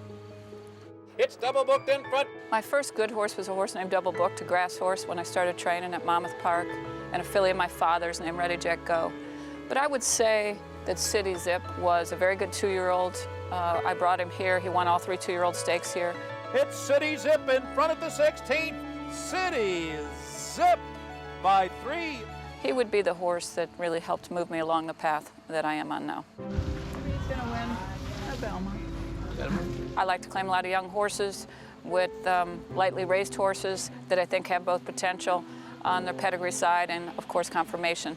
So that's been a big asset to my claiming, which has been probably in the last 5 years I've been doing more of. Voodoo Song digs in. Is he gonna do it? He is! Voodoo Song won the 4-star Dave! New York racing is, frankly, it's my home. I've been here for quite a few years.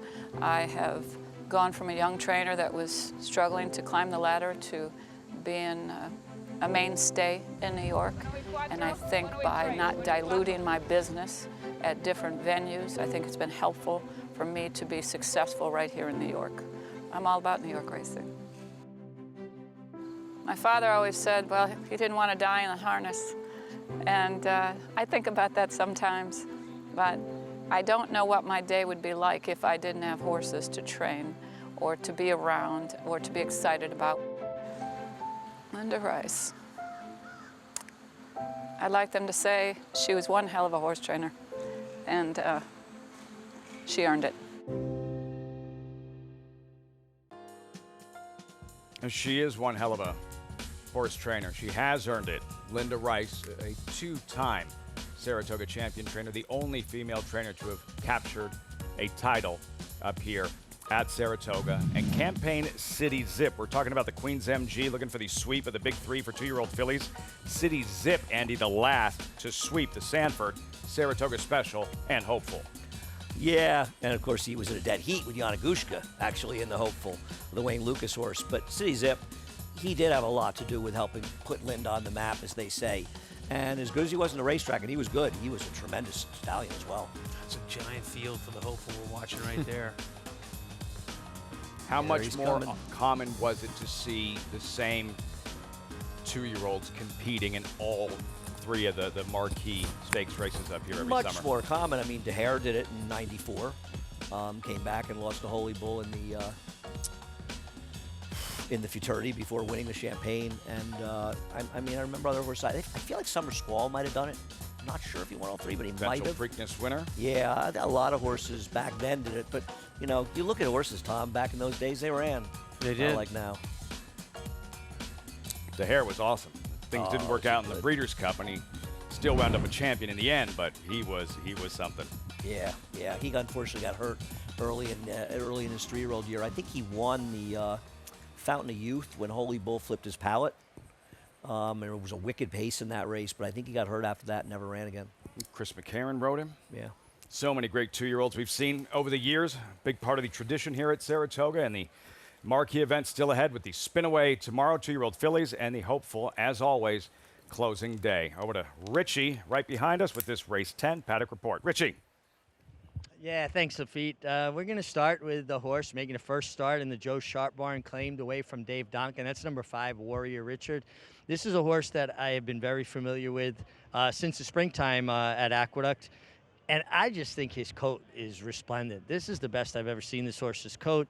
He's adding blinkers, and I think he is a major player here. Now, you know, we talk about horses changing barns, and sometimes horses just respond to a little bit of a different training program or a little bit of a different feed program. A change of scenery is a good thing sometimes. And I got to say, from a physical perspective, this horse has really kind of come on. It's the best I've ever seen him look. The 11-horse Eric Ridge, another one, also making his first start for Fernando Abreu. Fernando Abreu's put together a really nice meet. He was a longtime assistant to the late, great Alan Jerkins. He's a terrific horseman, and this is another horse. I just feel like he's come on. He was running at Finger Lakes. He ran last time, closed belatedly, even though he got to save ground. But he looks outstanding. I think he's a major player from what I'm seeing from that physical perspective. And then the 12, Improbable Journey. I mean, he could not look any better for trainer Mike Maker. He's dropping down from 50,000 after being claimed, and he has natural speed, and I think he plays out to be the main and controlling speed here. The one to catch, we'll find out in about 12 minutes. Improbable Journey. The one to beat, perhaps, as well. The 2-1 favorite. Riders up, post parade, and the 10th of 12 on this final Friday of the meet at Saratoga.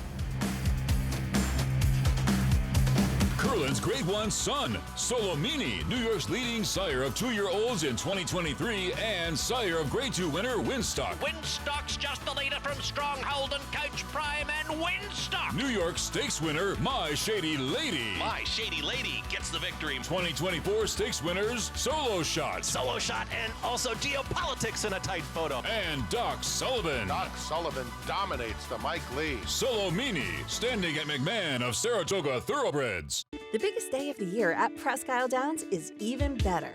Friday, September 20th, along with Parks Racing and their great card to the following day, Presque Isle has 2 new wagers, each with a 15% takeout. The Keystone Daily Double combines the Grade 2 Presque Isle Masters with a Grade 1 PA Derby at Parks.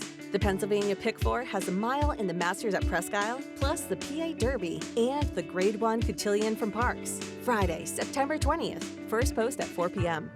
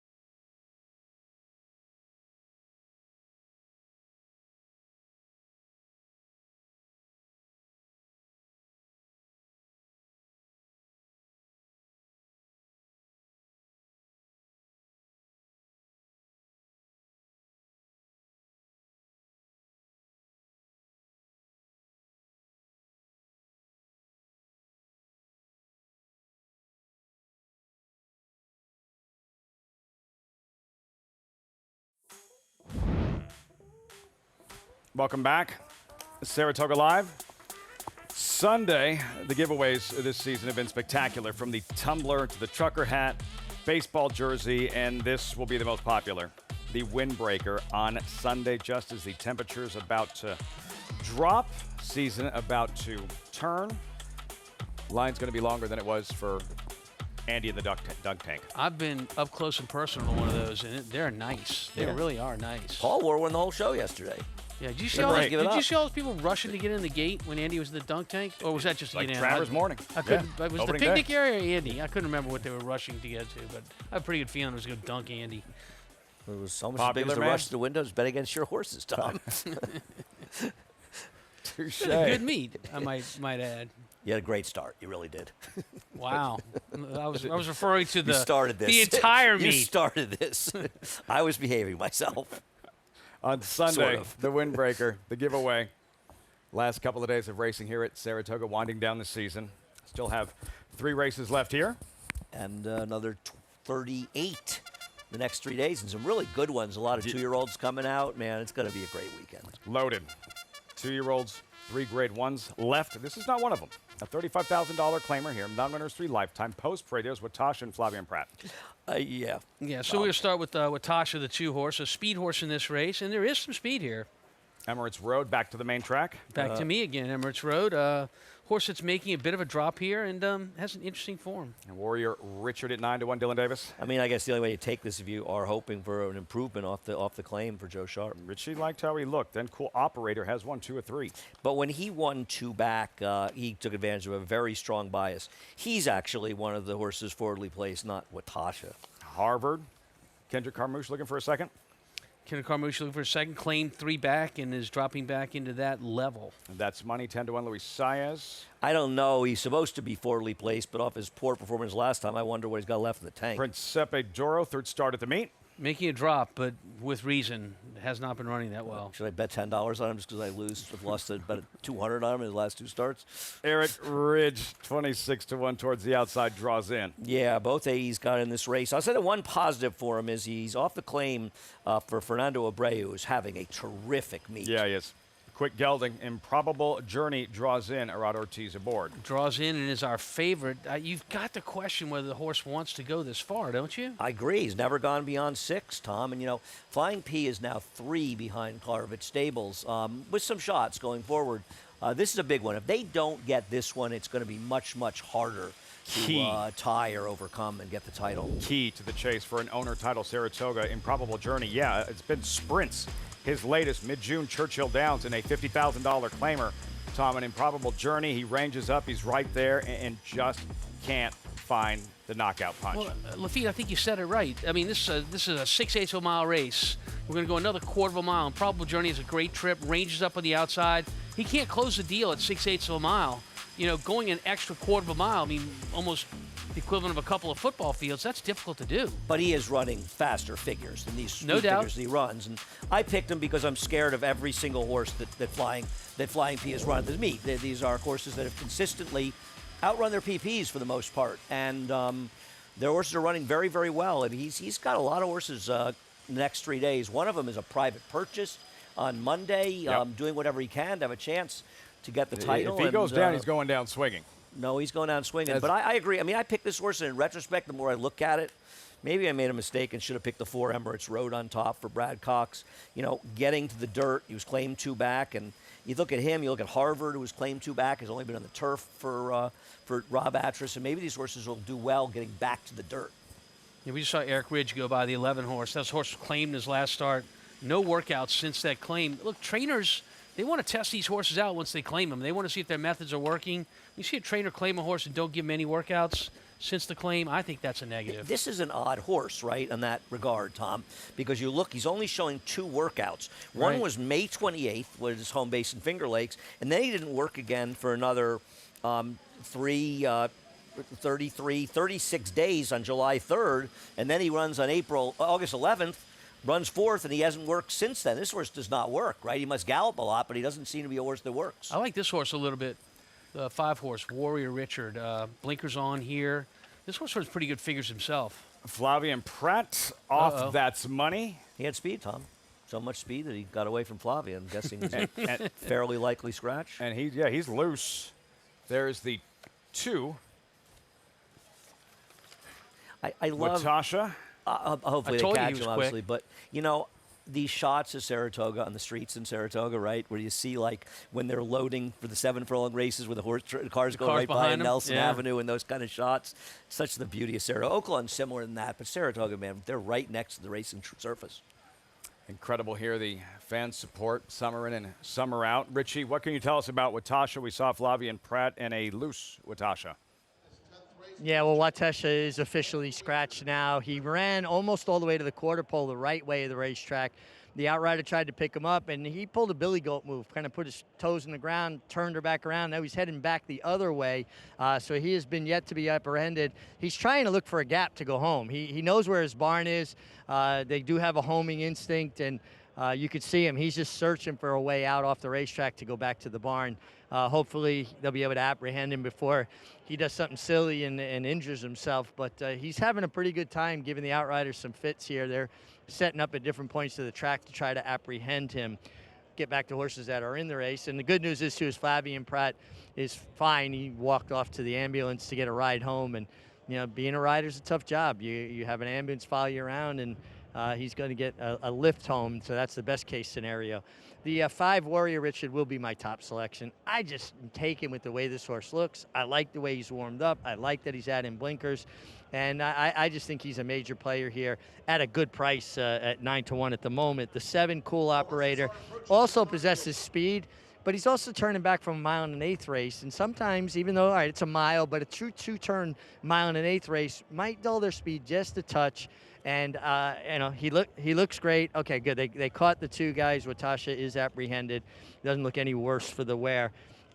So I just wonder if the 12 doesn't wind up becoming lone speed. Now, I spoke with the owner, Jay Provenzano, and I said, what's the plan with this horse? Do you think he's going to have speed? He says, I don't tell Irad Ortiz Jr. anything. I let him ride.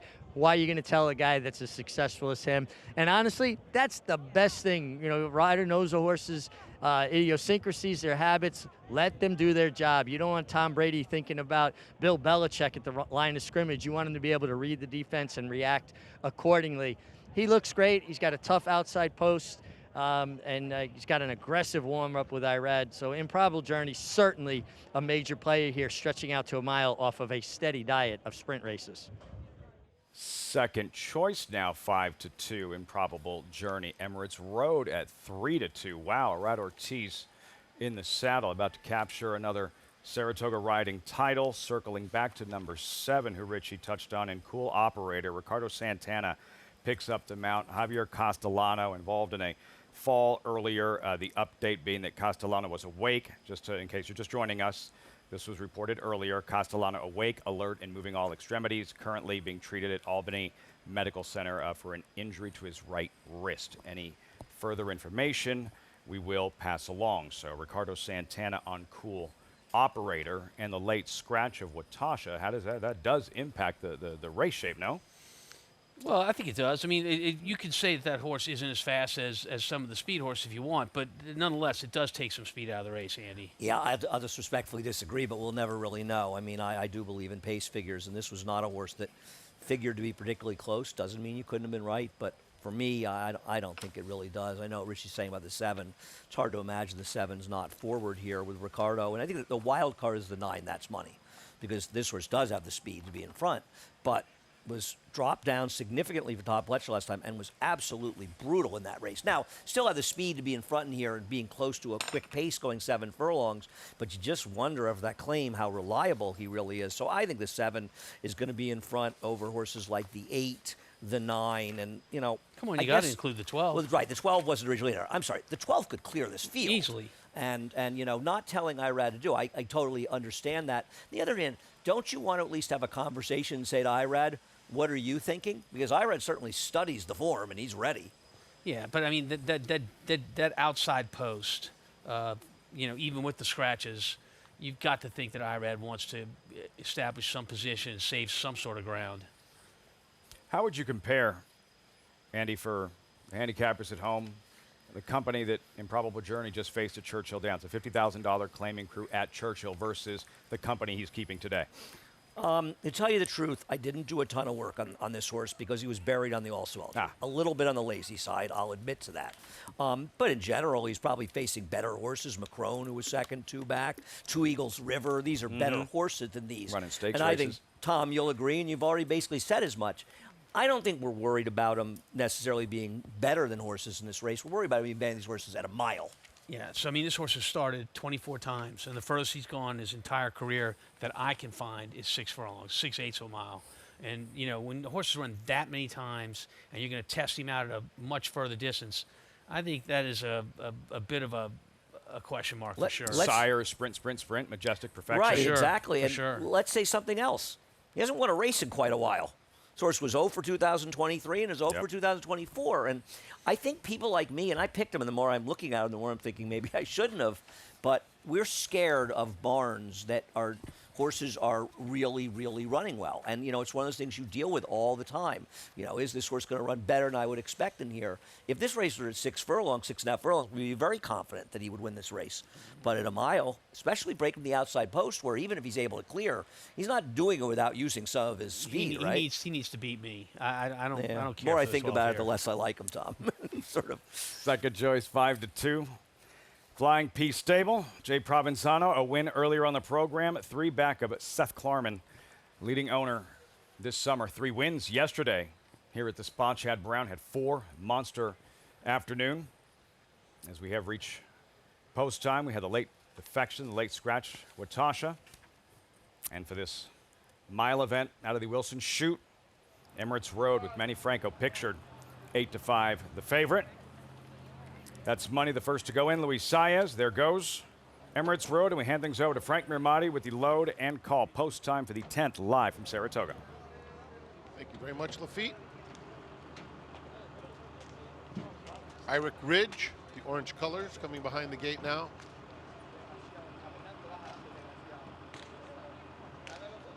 Harvard and Improbable Journey.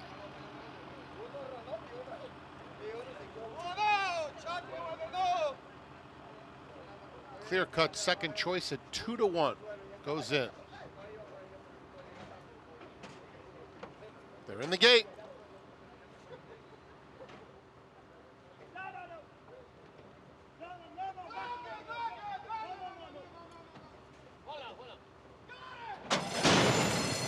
And they're off. Even start.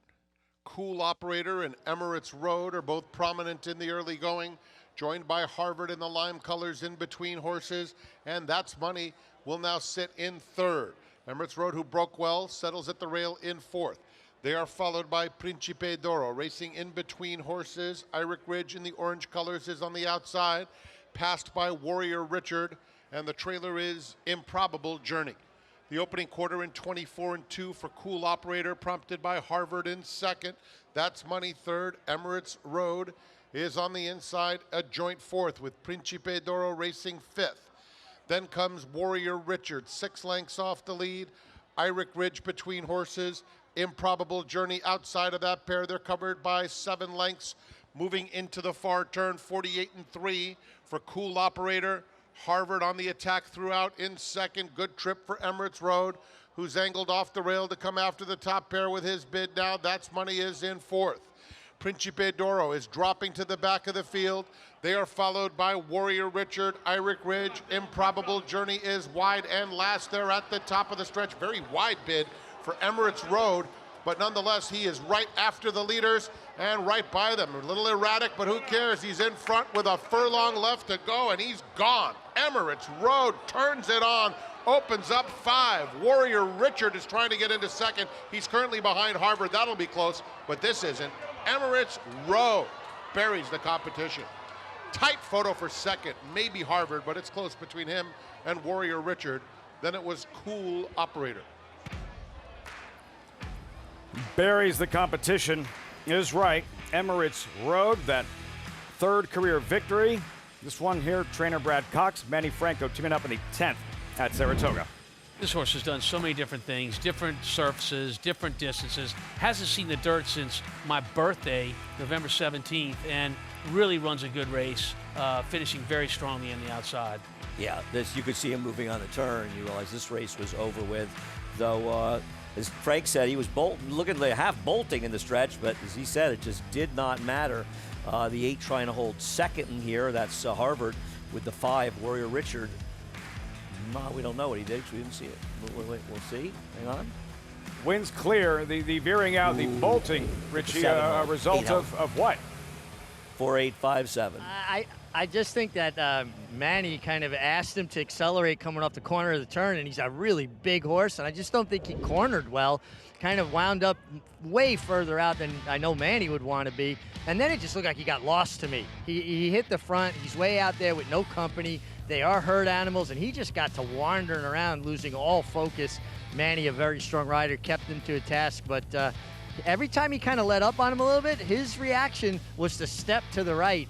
And he was much the best, but kind of a circuitous route to victory. Manny Franco, look at that smile there. And yeah, he was taken by surprise. His first time riding Emirates Road, and good thing nobody was to his outside. What happened at the start here, Tom? Watch the outside horse, the 12. That's Improbable Journey. He wasn't good in the gate to begin with, but there he goes. He stumbles. The rider's reaction, of course, is to make sure he's all right. He's not going to be pushing that hard on the horse, make sure he feels comfortable underneath him. By the time he does that, he's going to be so wide coming out of this turn, and because he's that wide, he's going to end up relegated to almost last, Andy.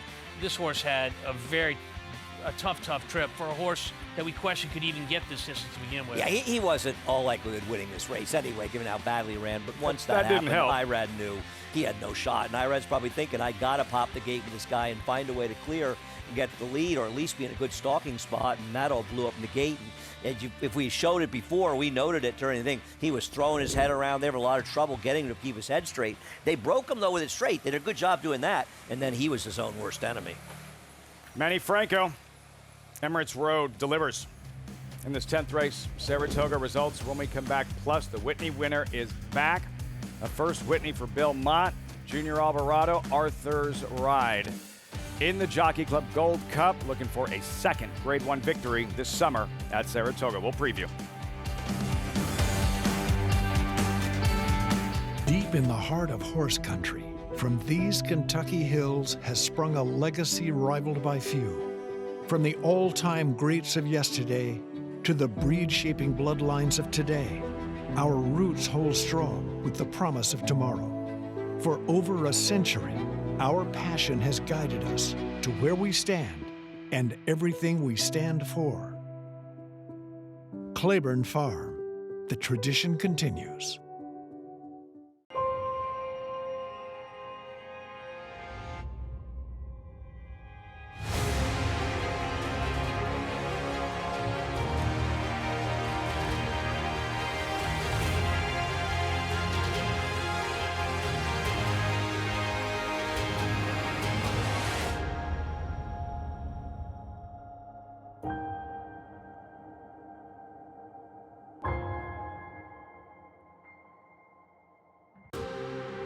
But it's all Pinehurst. Grade 1 winner at 2. Very impressive in the runaway Del Blanc Futurity. Graded stakes winner at 3. Pinehurst so gutsy. The highest earning son of Twirling Candy. Pinehurst lasted home to win it for the United States. Bred on the same cross as Gunrunner. Pinehurst, standing at Womack.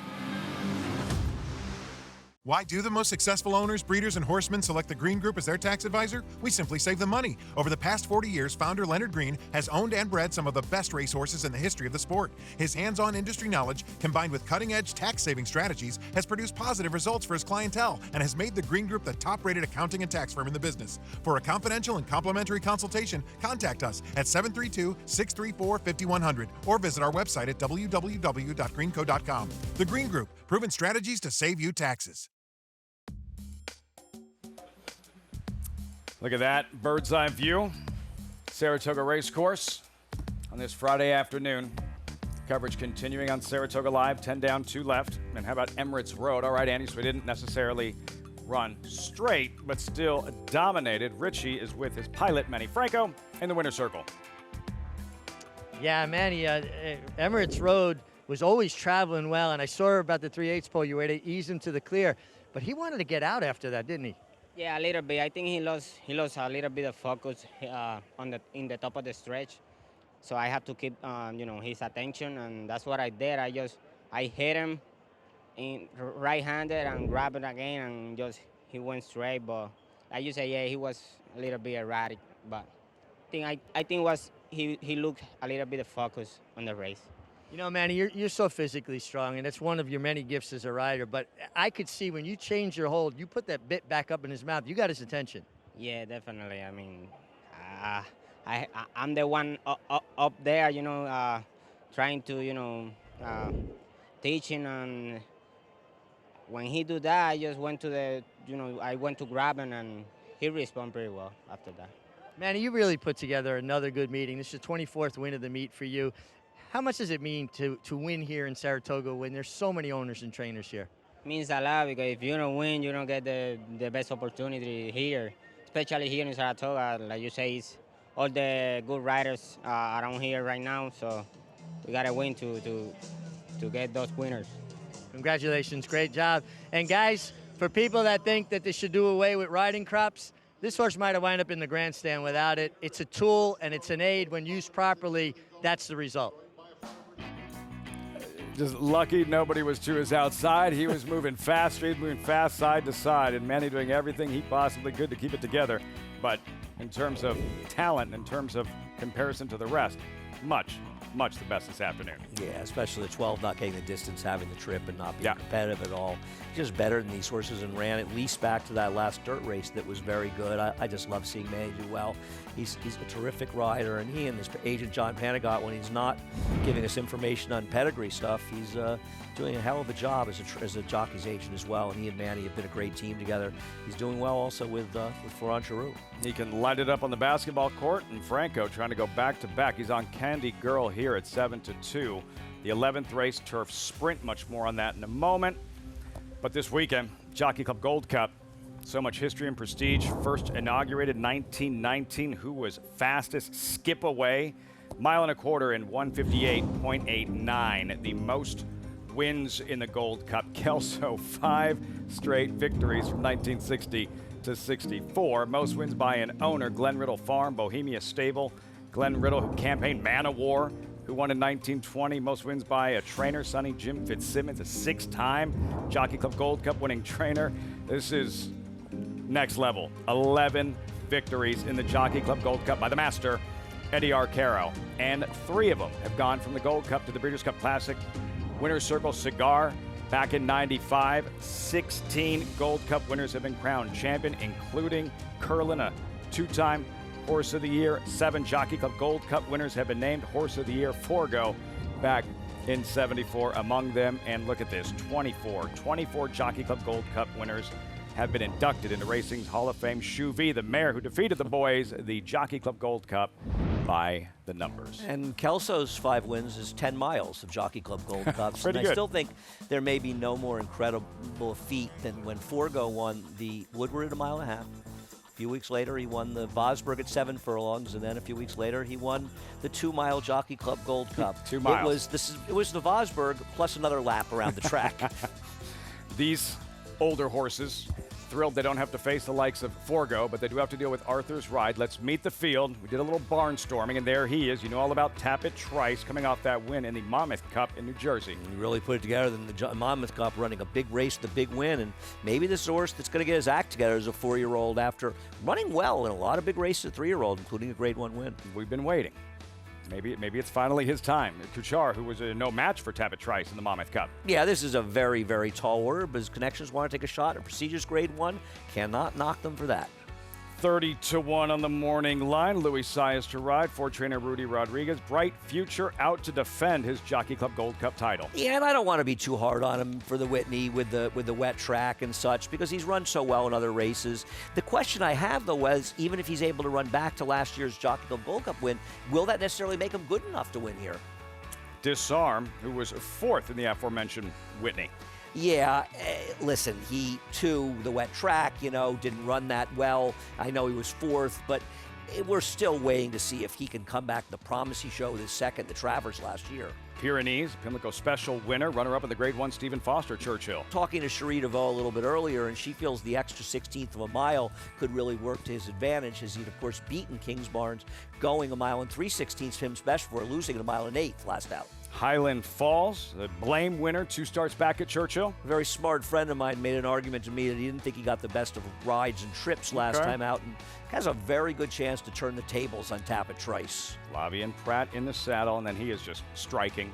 Arthur's Ride, the acid test in the Whitney, and passed with flying colors. And I'm sure it's incredibly satisfying for Bill Mott, because he was a horse could easily been on the 3-year-old Triple Crown trail before getting hurt. And to come back with these big wins, but after being underexposed and getting over 6-1 on him last time in the Whitney, I think it's a much, much taller task here. He got a very speed-friendly track in the Whitney, a very speed-friendly track in his race in Saratoga on Belmont Stakes weekend, and I don't think he's going to have as easy a time in here, and I think he's a very vulnerable heavy favorite. It's interesting because he paid somewhere in the neighborhood, what was he, 6-1 in the Whitney, and you're saying this Jockey Club Gold Cup is a I think it's going to be a task? sterner test, assuming the track is playing fairly, because he's had things his own way. He's good, and I'm not trying to knock him, but I think from a gambling, I look at these things from a gambling standpoint, and is he the most likely winner? He might be. I'm not certain. He's close, but he's no 4-5 shot to me. What about the fact that Bill Mott had said prior that, yeah, I think I found a good spot to prep Arthur's Ride for the Jockey Club Gold Cup. Well, and all along he was alluding to the Whitney. He's thinking that off of his win at a mile and a quarter on Belmont Stakes weekend, and I can understand that. But Bill's a cagey guy, He plays it close to the vest, and you don't win the kind of races he wins and have the kind of career you have without knowing where you're running your horses. And yeah, Bill was one trainer that's not afraid to lose, but in being not afraid to lose, he wins a lot. Closing in on 500 career wins at Saratoga, Bill Mott. Look at that list. And the fact that it's been 30 years. This surprised me. 30 years since the last Whitney Jockey Club Gold Cup winner. And it's interesting. Colonial Affair was making his 4th start in 9 weeks. He ran the Saratoga Handicap in early August and finished, I think, 6th, ran badly. Late August, they ran the Whitney that year. He won it 3 weeks later. 3 weeks later, he came back in the Woodward, and bum that he is, he finished 3rd. Oh, Holy Bull was in that race. I loved Colonial Fair, by the way, one of my real favorites. And then he came back and won a pretty good-looking Jockey Club Gold Cup against the likes of Devil Myers is Due. Mark, Devil is Due. Brunswick Diazzo was in there. Had won the Whitney the year before. Yeah. Real horse. 30 years it's been. Will that trend come to a grinding halt this weekend with Arthur's Ride? Will he capture that Jockey Club Gold Cup? Bright future. Maybe the colors remain the same as the canoe. Who will win the Jockey Club Gold Cup? Find out. One of 3 Grade 1s closing weekend at Saratoga. I have 52,000 starts in my life. I've never seen one that could take as much as he did early and continue to improve. And it is Godite. He's strong, he's attractive. And he's going to win the hopeful. He's extremely smooth and fluid. Gunite is a tough customer here as they come on for the finish. How sound he is. Gunite got the jump. Consistent mentally, physically. He will defeat Elite Power in the Forgo. Complete package. Want to know a secret? The Massachusetts breeding program pays huge bonuses for finishing 1st, 2nd, or 3rd at any racetrack in the country. You didn't know that, did you? Massbreds get paid up to an additional 25% of their purse earnings for the owner, and breeder, and stallion owner, and developer. It's the best kept secret in racing, till now. Tell all your friends, and to learn more, visit massbreds.com.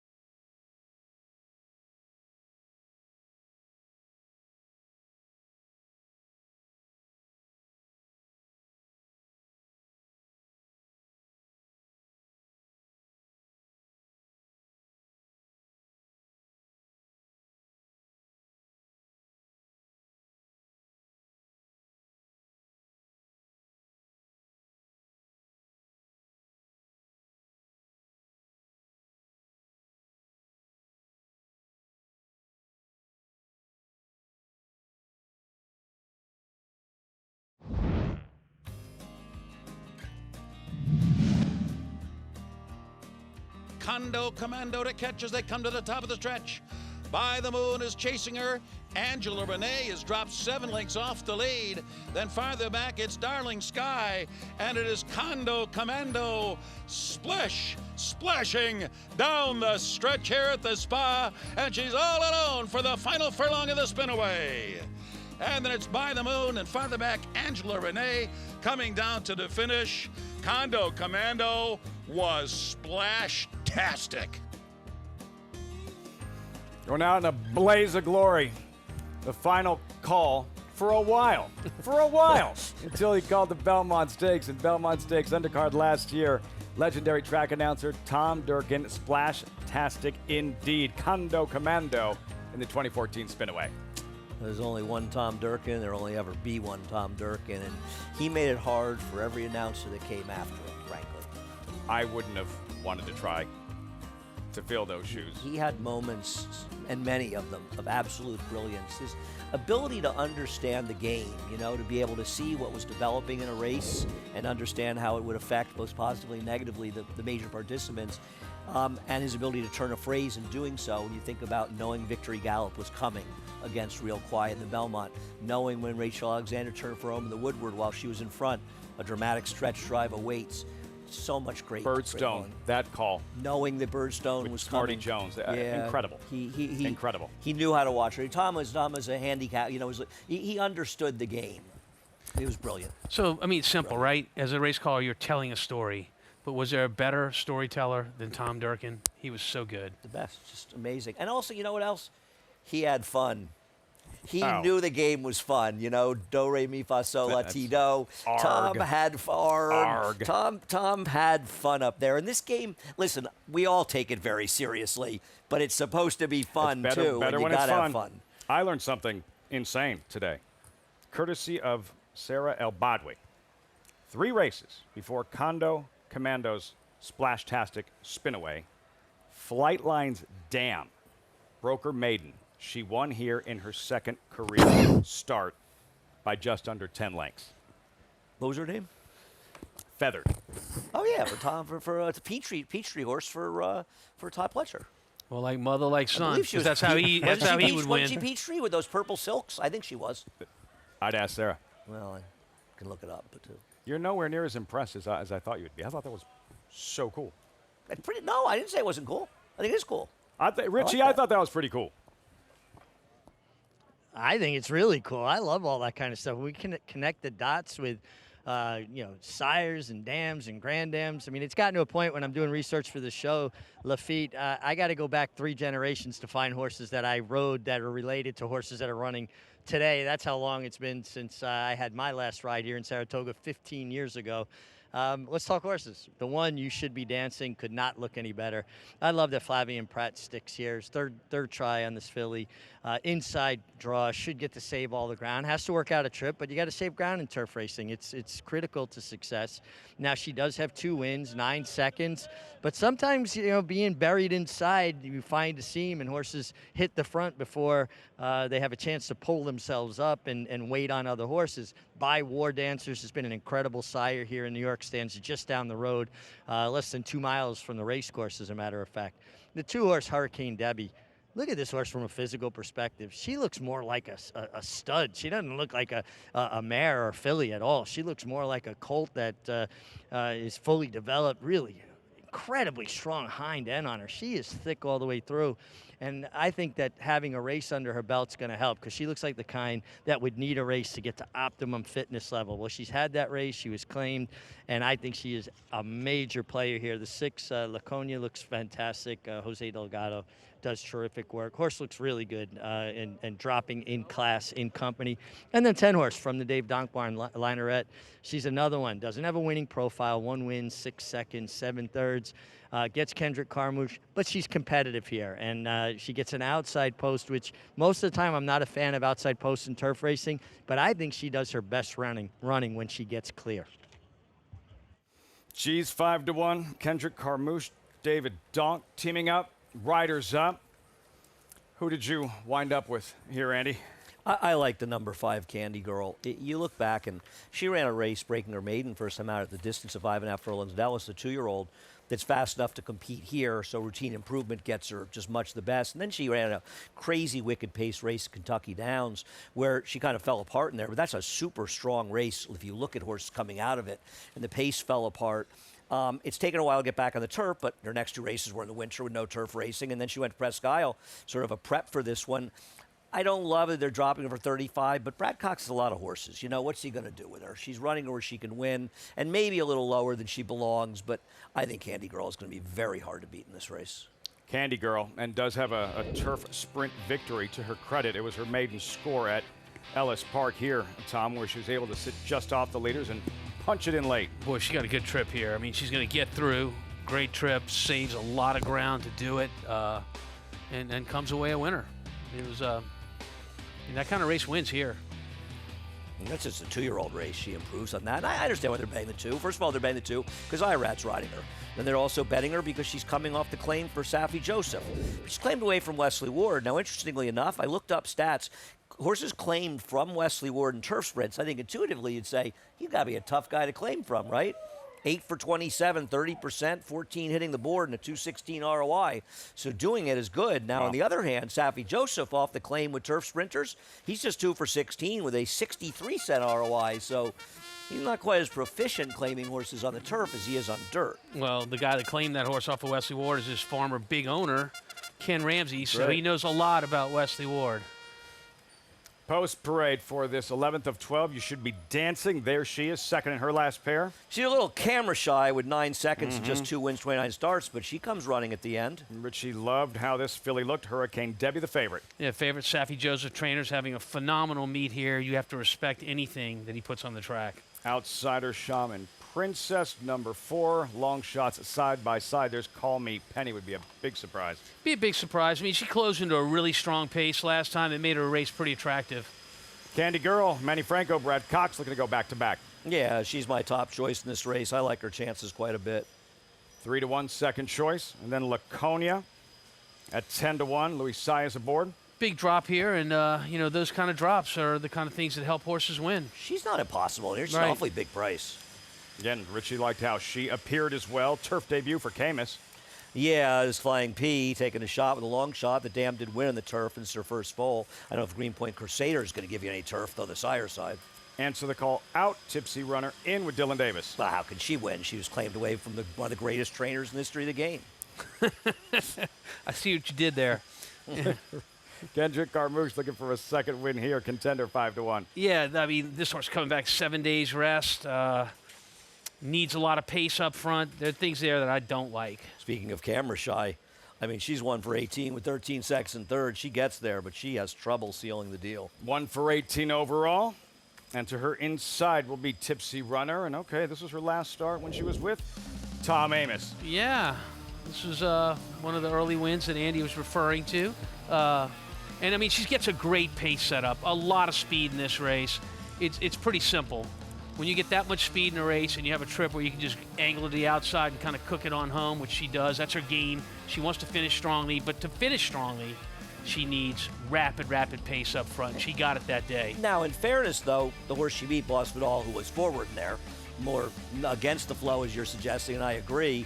She came back 2 starts later with a very big win, improving her Beyer figure 8 points from this. So she did beat a decent horse that day, but you know, a lot of people say good things about Rick Dutrow. He's no Tom Amos. Yeah, well, I miss Tipsy Runner for what it's worth. That was my follow-up. What is this like for you when you're watching a horse run for another trainer who just claimed that horse off you? I mean, I know Tipsy well, and she's got a great personality in the barn. I want to see her do well. But at the same time, as a trainer, and I speak for all trainers, you don't like to see a horse get claimed off of you and go to another barn and do well. It doesn't make your resume look good with that horse. Of course.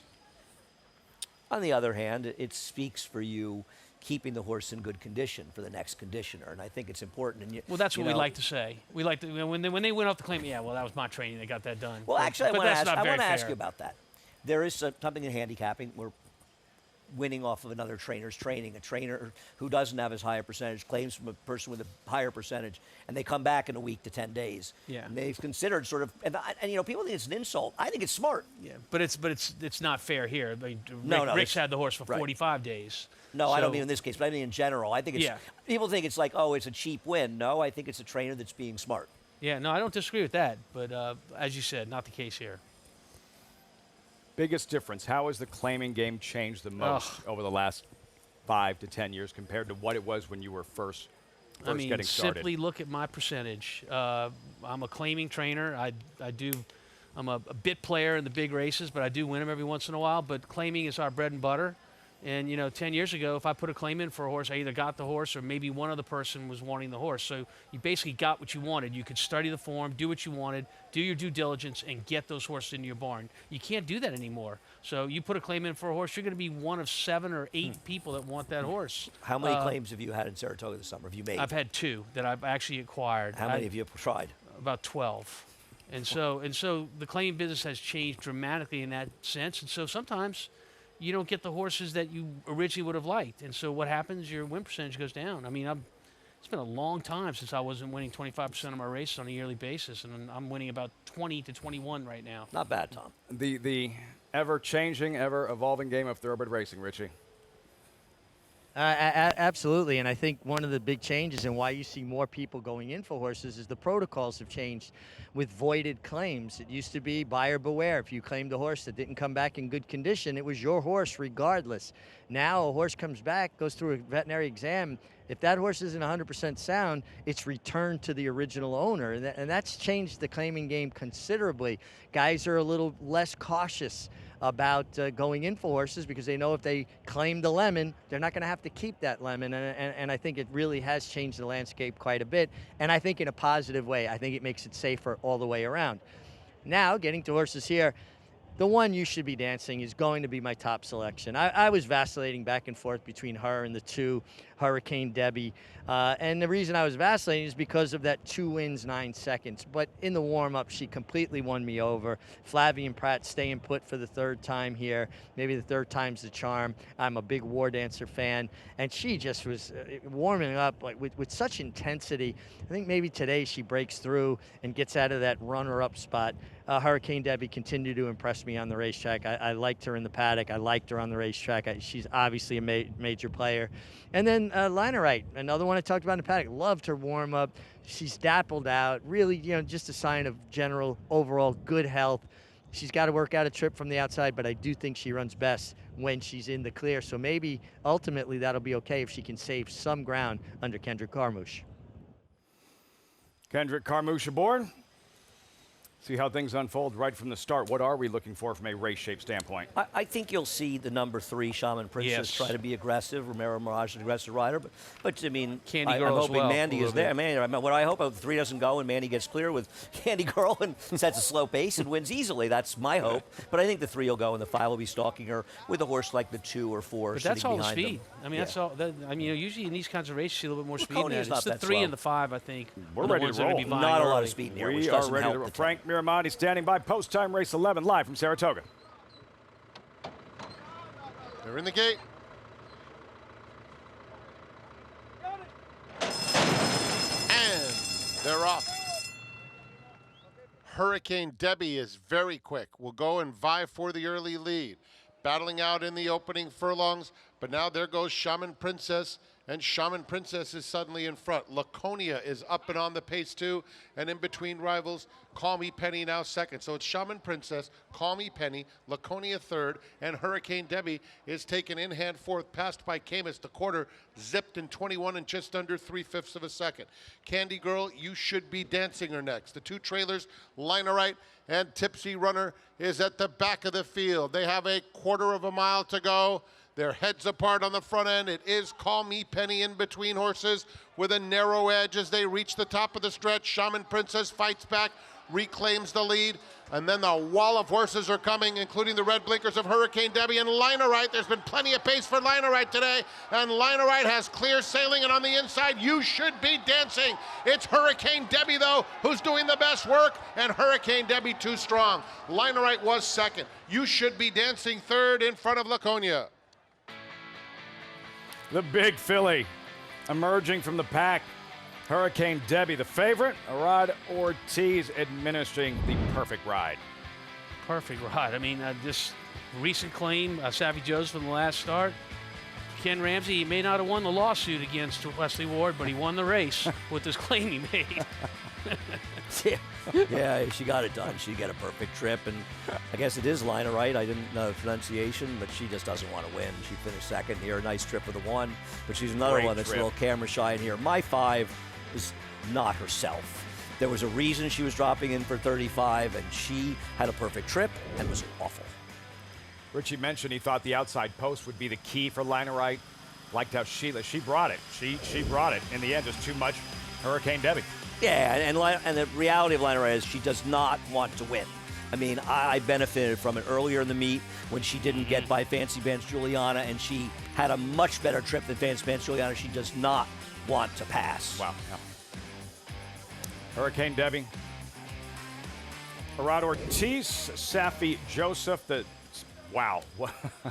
What a meet for Safi Joseph. Statistically, the wins and trying for a grade 1 spin away tomorrow with the Queens MG, trying to become the first filly to sweep the Schuylerville, the Adirondack, and spin away since 1987.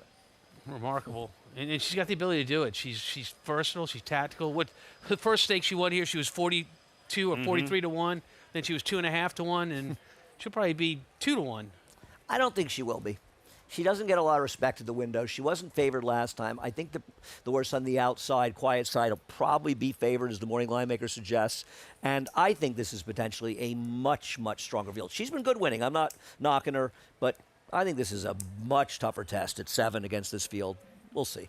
Very different field than last year's spin away with all eyes on one filly and ways and means. This year, deep, competitive. The spin away tomorrow, Saratoga's most prestigious race for 2-year-old fillies.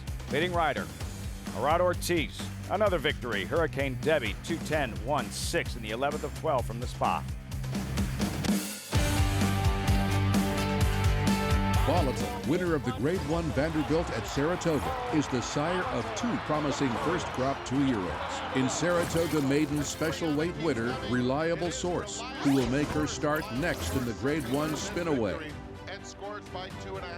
And first out winner, Incentive Pay, a $315,000 yearling who will make his next start in the Grade 1 Hopeful. Look for yearlings by Volatile at the upcoming Keeneland September sale.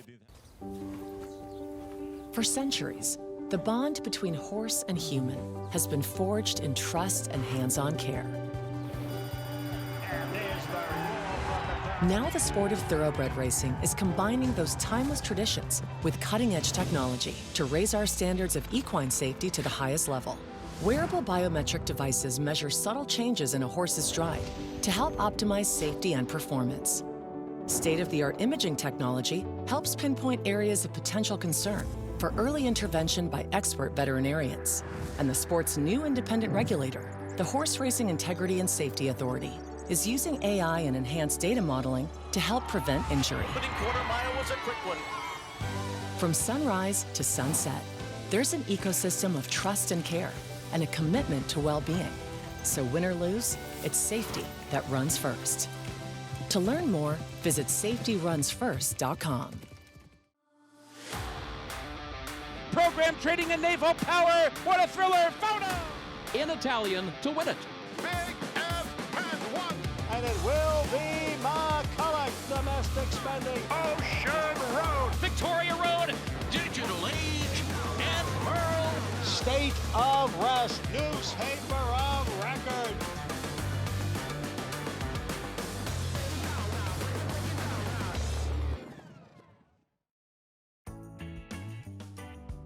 Closing week at the Spa. Welcome back, Saratoga Live. As always, coverage brought to you in part by NYRA Bets. Bet any track, anywhere, anytime. Visit NYRABets.com or download the NYRA Bets app to get started. Hurricane Debbie in those Ramsey silks for trainer Safi Joseph. What a summer. Arad Ortiz about to rack up another riding title. Hurricane Debbie able to hold off. Now, Lina Wright just doesn't do a lot of passing, as Andy mentioned. You should be dancing every opportunity. Just didn't have the winning punch. Hurricane Debbie, a 3rd lifetime victory. 690, 380, 290, 210-1 in this 11th of 12. at Saratoga. Let's get you updated with the chase for an Angel Cordero riding title, and there might be more to this if Flavien Prat, Tyler Gaffalione were here full-time closing weekend.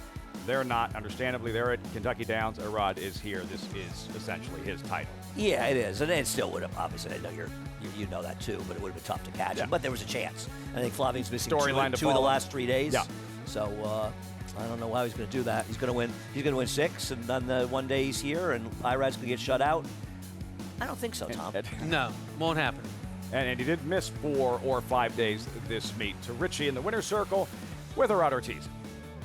Thanks, Lafitte. And Irad, really good trip here with Hurricane Debbie. She was always traveling well in the bridle, and you got to sit in the pocket and then get room when you needed it. How much fun is it on the grass when you know you got horse under you, just need a space? It's nice. I mean, I'm going to go by 3-8 pole, and I feel like I have plenty horses in front of me start coming back to me, and see a horse sitting third, but he's looked like he have no horse, so it was. I had so much shots, it was hard to just stay there and probably make some room. I just decided to take my time and go around and ask her to go and respond really well. I mean, got the job done. It was nice, the turn of foot that she gave me when I hit it one time. Picture perfect ride. Irad, you've been riding so well all meeting. Now, you missed 4 days, 3 days for a suspension and another day for another suspension, and you still have a 5-win lead heading into the final weekend. How much does it mean to be leading rider up here? It means a lot. I mean, everybody's here, all the owners, all the trainers, all the best horses, all the best racing, I think, in the summer. It's amazing to be here, to be part of this, and just to be, we don't finish yet, you know, we ahead of Flavien, but this guy is not easy, very competitive, and him, Tyler, all the guys in the room. I mean, we have such a tough colony right now, some young talent riders, they have a lot of talent, and I have a lot of respect for all of them. I mean, Flavien is what he just did today. He broke the record, state records. Something that you have to congrats him, because it's not easy to do, and it's a big accomplishment to do. I mean, I'm here. Thank God, and thanks everybody who support me, and I do my best out there every single time. Well, great job. It's a pleasure to watch you ride. And guys, I can't remember a rider since Angel Cordero that rides with the intensity that Irad does, particularly up here. I think it's like kind of in their DNA, and so many great riders that come out of Puerto Rico, and Irad keeping that tradition going. Immediately, that big smile from Arad Ortiz, that mere mention of Angel Cordero and the pride representing Puerto Rico and what he's done year in and year out, summer in and summer out. Andy just said something. He's like, well, you know, Arad, you're still very young. That's the thing. Look at what John Velasquez is still doing. We're going to be watching the Arad Ortiz show for a long, long time. Oh, yes, we will. And I mean, and there will be records that will be broken on the way. And when you compare them to Cordero, I mean, their styles are a lot alike, right? They're aggressive. They own the floor, and you know, if you get in their way, they're going to tell you who the boss is. They're the boss of the room. And you know, Irad took a lot of criticism, and some of it very justified, for being overly aggressive, and sometimes people would say reckless. But those that have been watching him carefully ride the 2024 for sure, I will say he is not reckless out there at all. Couldn't agree more. He is riding. He's not. I think he's just a brilliant, brilliant rider, and he's incredibly prepared. And listen, he's also trying to win, and he's intimidating people out there, and he's doing what the rules have allowed him to do. I just think the world of him. I think he's a terrific guy, but he's also a great, great rider. Another Angel Cordero riding title in his grasp, Arad Ortiz, and has a shot in the 12th race as well, coming up in 21 minutes as we step aside. Plus, the story that's been so much fun to follow the last couple years, last couple summers, the Davis family, the siblings following in Dad's footsteps and competing on one of racing's biggest stage. You're watching Saratoga Live.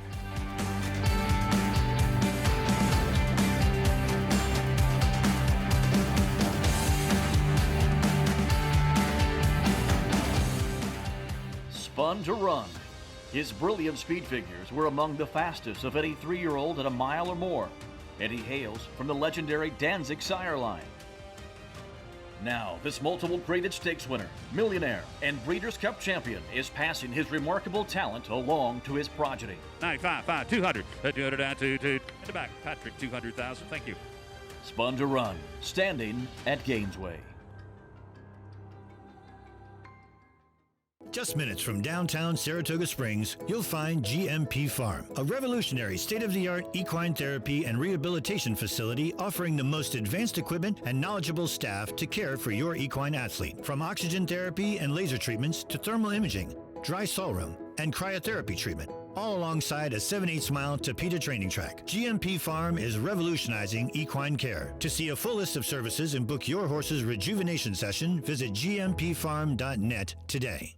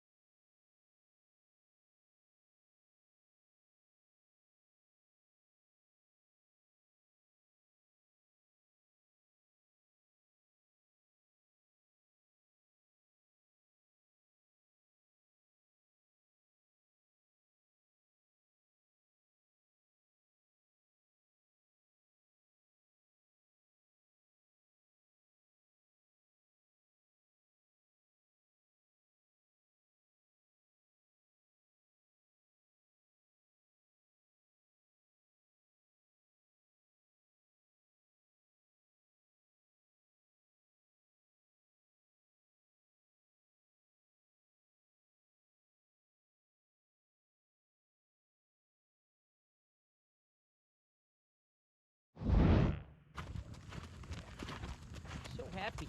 Take care of this old man. You had to have a very understanding woman that is behind you and will support you 110%. And I prayed, God, please, there's got to be one out there. And she was at the roller skating rink. She said she climbed the tree in 1973 and watched Secretariat win in her backyard at the quarter pole at Belmont. I was like, wow, you climbed a tree? We got married. And we had 2 little girls, and I said, I don't care if you have a dozen. We had 3 boys and 3 girls. I have an older sister with 3 lovely little girls, and my sister Jackie that rides here at Finger Lakes. I have a brother, Robbie Jr., and then Eddie that is working for Billy Mont right now. Then it's me, and then my little brother Dylan. Big family. I'm the oldest of everybody that's on the track. The younger daughter says, wow, she can do it, I can do it, I know I can. I'm the youngest in the family. I was second one. It was a pretty easy choice because knowing that Dad rode and I had my own little personal coach to teach me along the way. My dad wasn't exactly thrilled about me being racing. Jackie, you're 99 to 1. You'll never make it, you're this big. So he was really, really hard on me. She went to McCarran's jockey school. I said, Chris, look, you know, it's just a whim she's on. You know, she'll fall off once or twice. And so he calls me at Christmas, says, Rob, she's good. She's really good. I said, Chris, come on.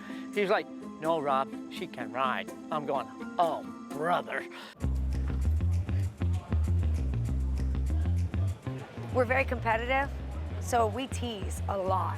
There was bragging rights, you know, and sometimes some people don't take it better than others. All of us have ridden in a race before, and I've won most of them. We will do anything to beat each other for any position we're in. It doesn't matter if it's last. Yeah, it's hard. I don't know who to root for, you know? I'm just like, get across there and say, the winning is everything. If I can't win the race, I want to beat my siblings. It's kind of like they're in the backyard, but they just moved over here. And this is their backyard. I looked over, I'm like, wow, this is pretty cool. Like, I never thought that we would actually be here together, you know, enjoying the moment. We want to beat each other, but we wanted to see each other do well. It's always tough competition when we're out there, and we have a lot of fun. They are having a great time. They are absolutely love every bit of what they're doing. They absolutely love it. I think my dad is proud. To be able to follow in his footsteps, he's really proud. He kind of paved the way for us, and he knows that we love doing this sport. It's beyond proud. It's just beyond it.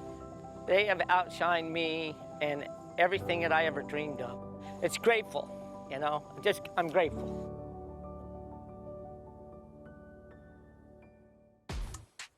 The pride from Robbie Davis, unquestionable, as his children have followed in his footsteps. Dylan Davis, Jackie, Katie, and their combined stats over the years here and special moments at Saratoga. Jackie winning her first race for a horse trained by her father, Hallelujah, a couple of years back. A big summer for Katie Davis last summer.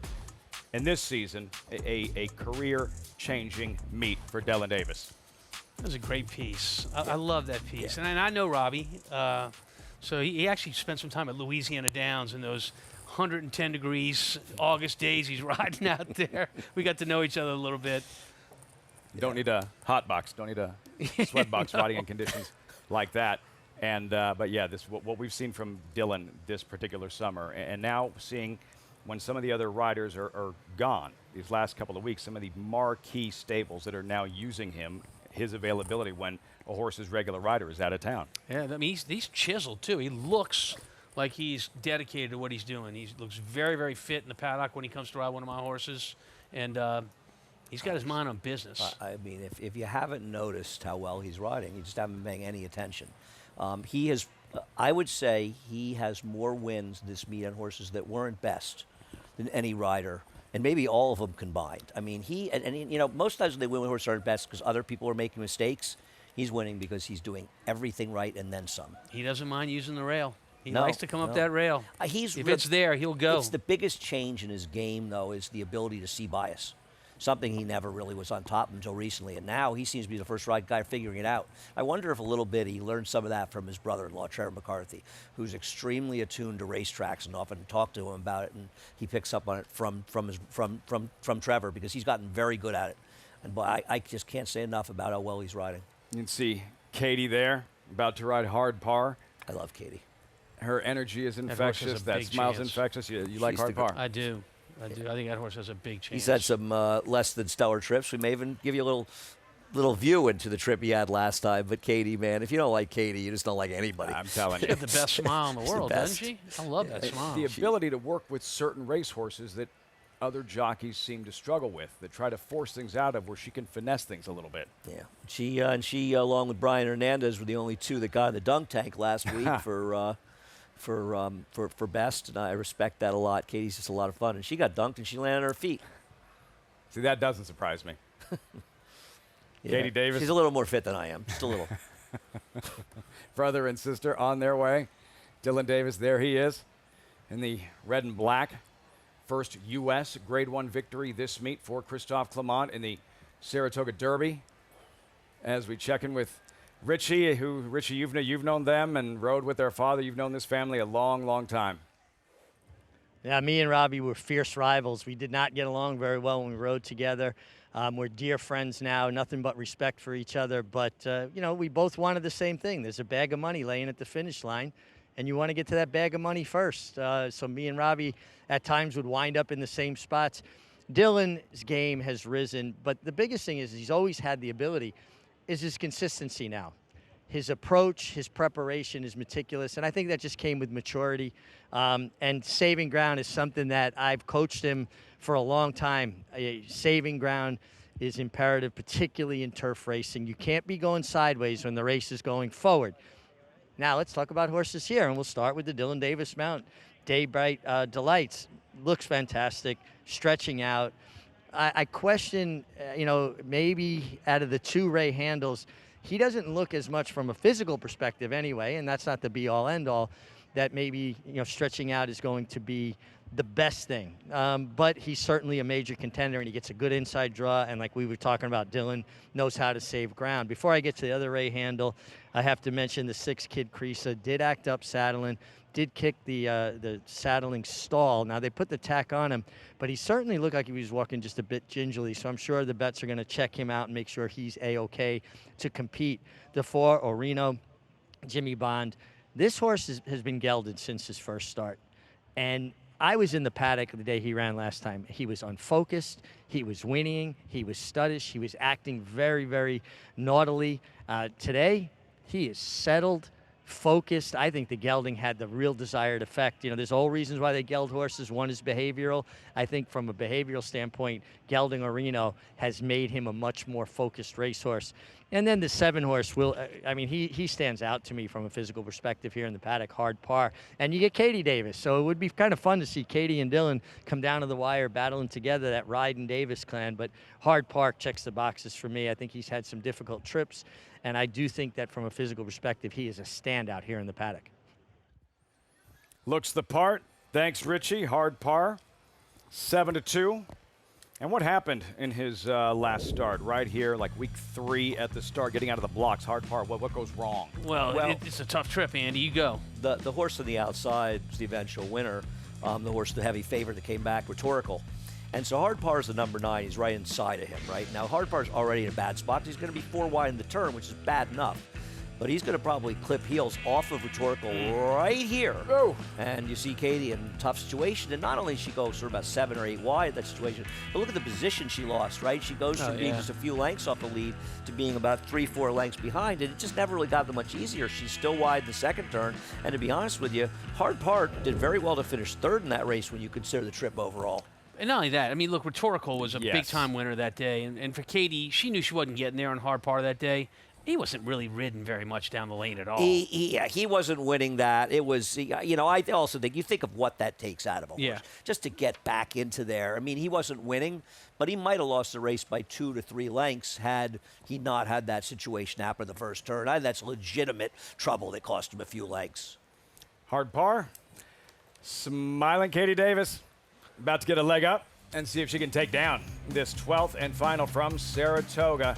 Katie riding with her brother, her sister. Which Davis will it be? Who will win this nightcap? Find out in 8 minutes.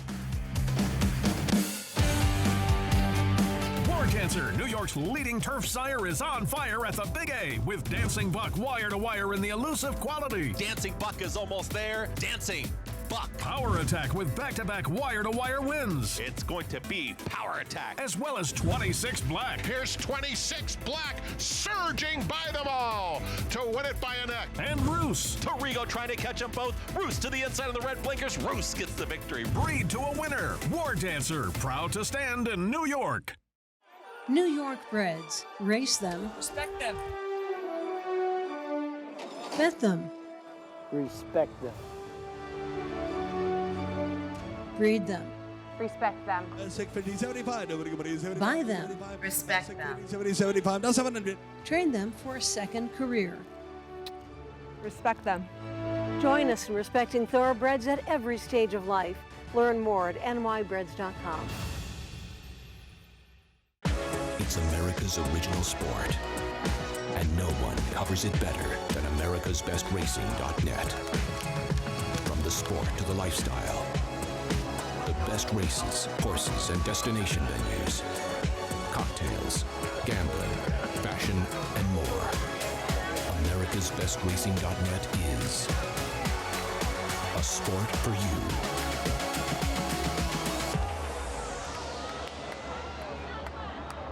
Racetrack Television Network brings you every race, from every track, on every screen, every day. With monthly packages starting as low as $5, RTN gives you great value and access to more live HD streaming and race replays than anyone. Visit RTN.tv today to sign up and watch on almost any device, including Roku and Amazon Fire.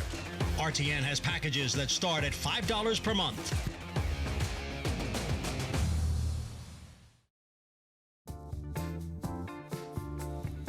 Back just in time for the post-parade. You're watching Saratoga Live.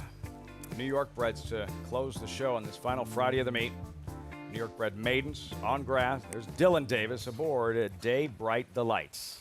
Yeah, I question this horse stretching out to a mile. Ran okay with a good trip first time out and was disappointing last time out in a race dominated in the front end. Bray Handel already saddled one winner today. New York Scrappy, look out. Rod Ortiz aboard. Yeah, this is an interesting horse, but I mean, they've tried a lot of different things. Blinkers on, blinkers off, dirt grass. He's dead on the board at 6 Dead to 1. Let's on the talk board. about That's him more after surprising. the post parade. Arano really Kendrick talk about him. Carmouche at 13 to 1. Then Charles J. Blinkers off. Flavian Pratt takes over. Yeah, I like Flavian getting on this horse, getting Lasix, blinkers off.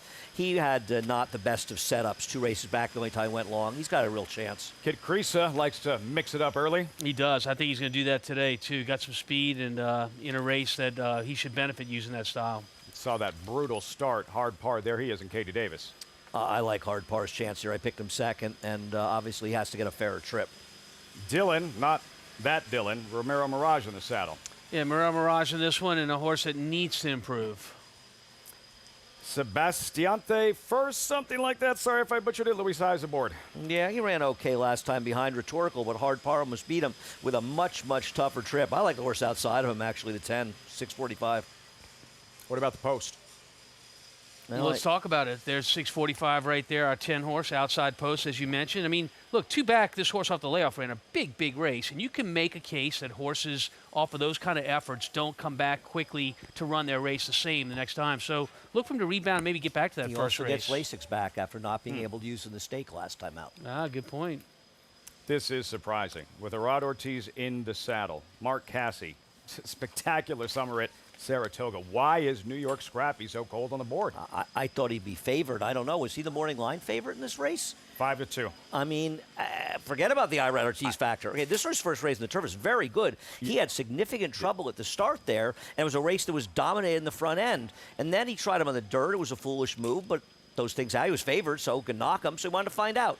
Then he stayed in, reined off the turf, and he ran badly, but he's getting back to the surface. He ran well on it. I don't get this. I thought he'd be the favorite in this race. 6 to 1. Either this is a tell that he has no chance, or he's going to win this race. You're going to say, what an idiot I was for not betting him. I thought this horse would be favored for sure in this race. I mean, I can't find anything that would. He's a bigger price than Dave Wright Delights, right? He's a bigger price than Kid Creasa coming out of maiden claiming races. I mean, this is madness.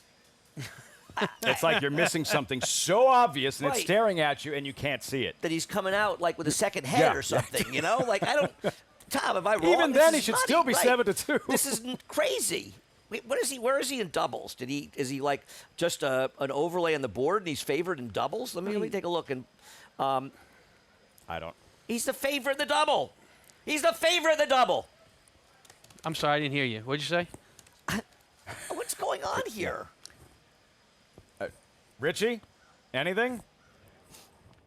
Well, guys, watching the 6 horse, he did act up in the paddock a bit, and I'm just not crazy about what I see from a physical perspective. For a horse that's taking a lot of money, I way prefer others. He just does not appear to warm up at the energy level that I think it would be sufficient. That being said, he is part of the pace if he competes here.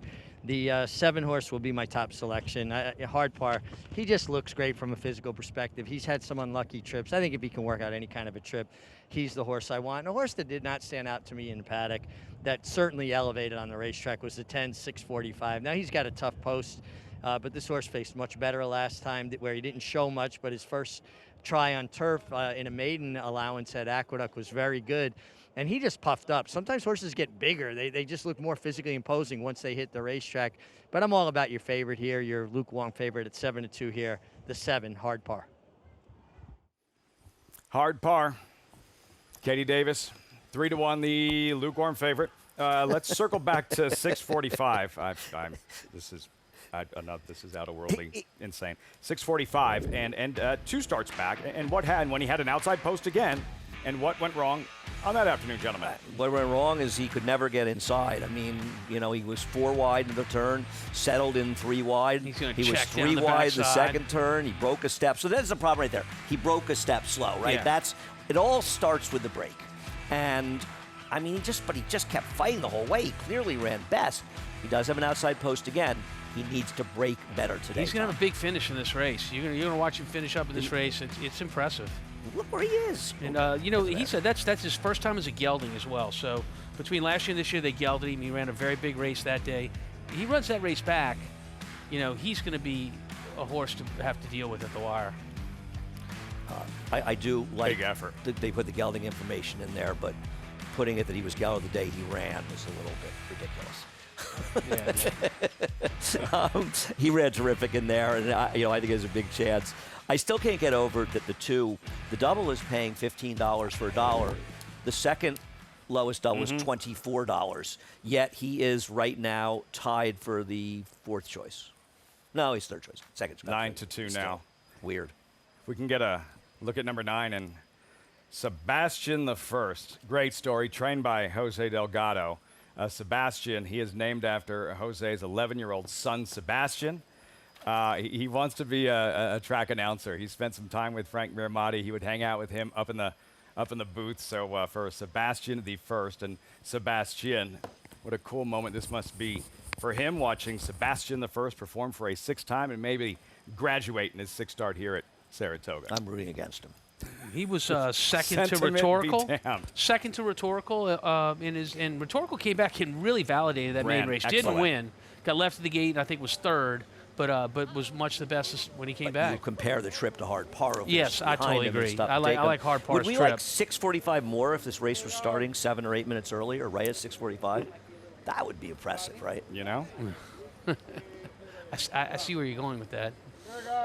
At the gate for the 12th and final, Daybright Delights, Dylan Davis, the Davis siblings all riding.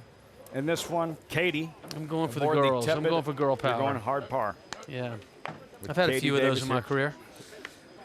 I'm going to hand things over to Frank Miramati with the live call, 12th and final from Saratoga. Thank you so much, Lafitte. Appreciate the shout out from my buddy Sebastian. We spent many hours in the Monmouth Park announcer's booth. He's age 11 and rooting for his namesake here, for his dad, Jose. One more left to load after them.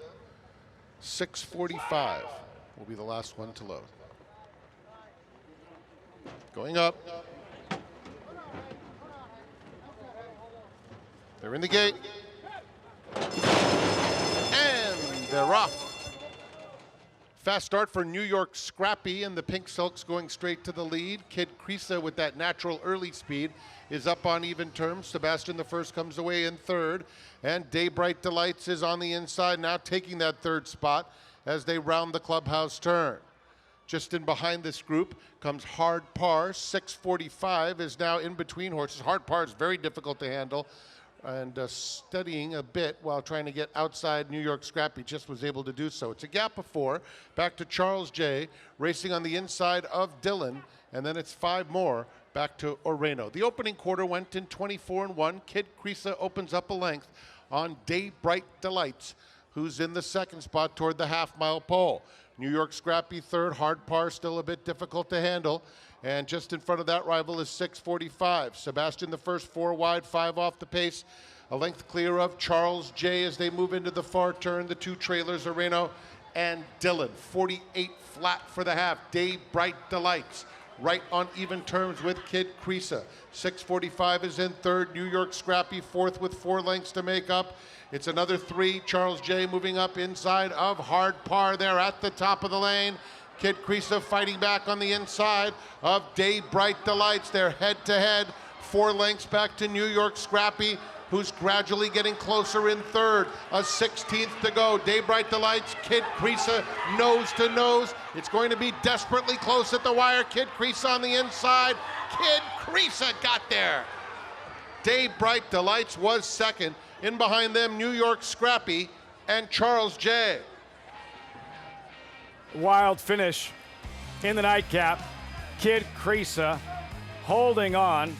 You saw Flavian Pratt and Charles J. feet in the dash. Arad Ortiz right there closing New York Scrappy. Take another look. Top of the stretch as Kid Creasa tries to fend off Daybright Delights. Boy, these 2 riders took it to the wire together, didn't they? And you're watching the skills of these guys that are up here. Really got to be one of the best counties there is. But using their hands to course their horses forward, sparingly using the crop to try to get as much as they can out of them. I love watching these kind of races. Alicio Ruiz with his first win of the meet on the inside with King Creasa. Flavien Prat a little unlucky with Charles J. No room whatsoever while rallying late. I kind of wonder if he had been outside in the clear, if he would have won. I didn't see the rest of his trip that got him into that spot, but I guess he was a good one to get there. And I got to tell you, we thought New York Scrappy was going to roll right on by, and he hung. He didn't really get the mile. A great ride under Ira Ortiz, but look inside of him, you can barely see it. You know, broader view, and you can see that. You'll see that. You see in blue. That's the 5, Pratt, Charles J. Cap. And I think if you bet that horse, you're a little frustrated. It's just one of these things. He didn't get going till too late. At that point, the door was closed, and you could see Flavien's riding, and then he's about to say, "Nah, I'm not going to get any room here," right? Look He's at him. hemmed in. Look at him. There's He eats nowhere him to right go. there. You ate him. Mm.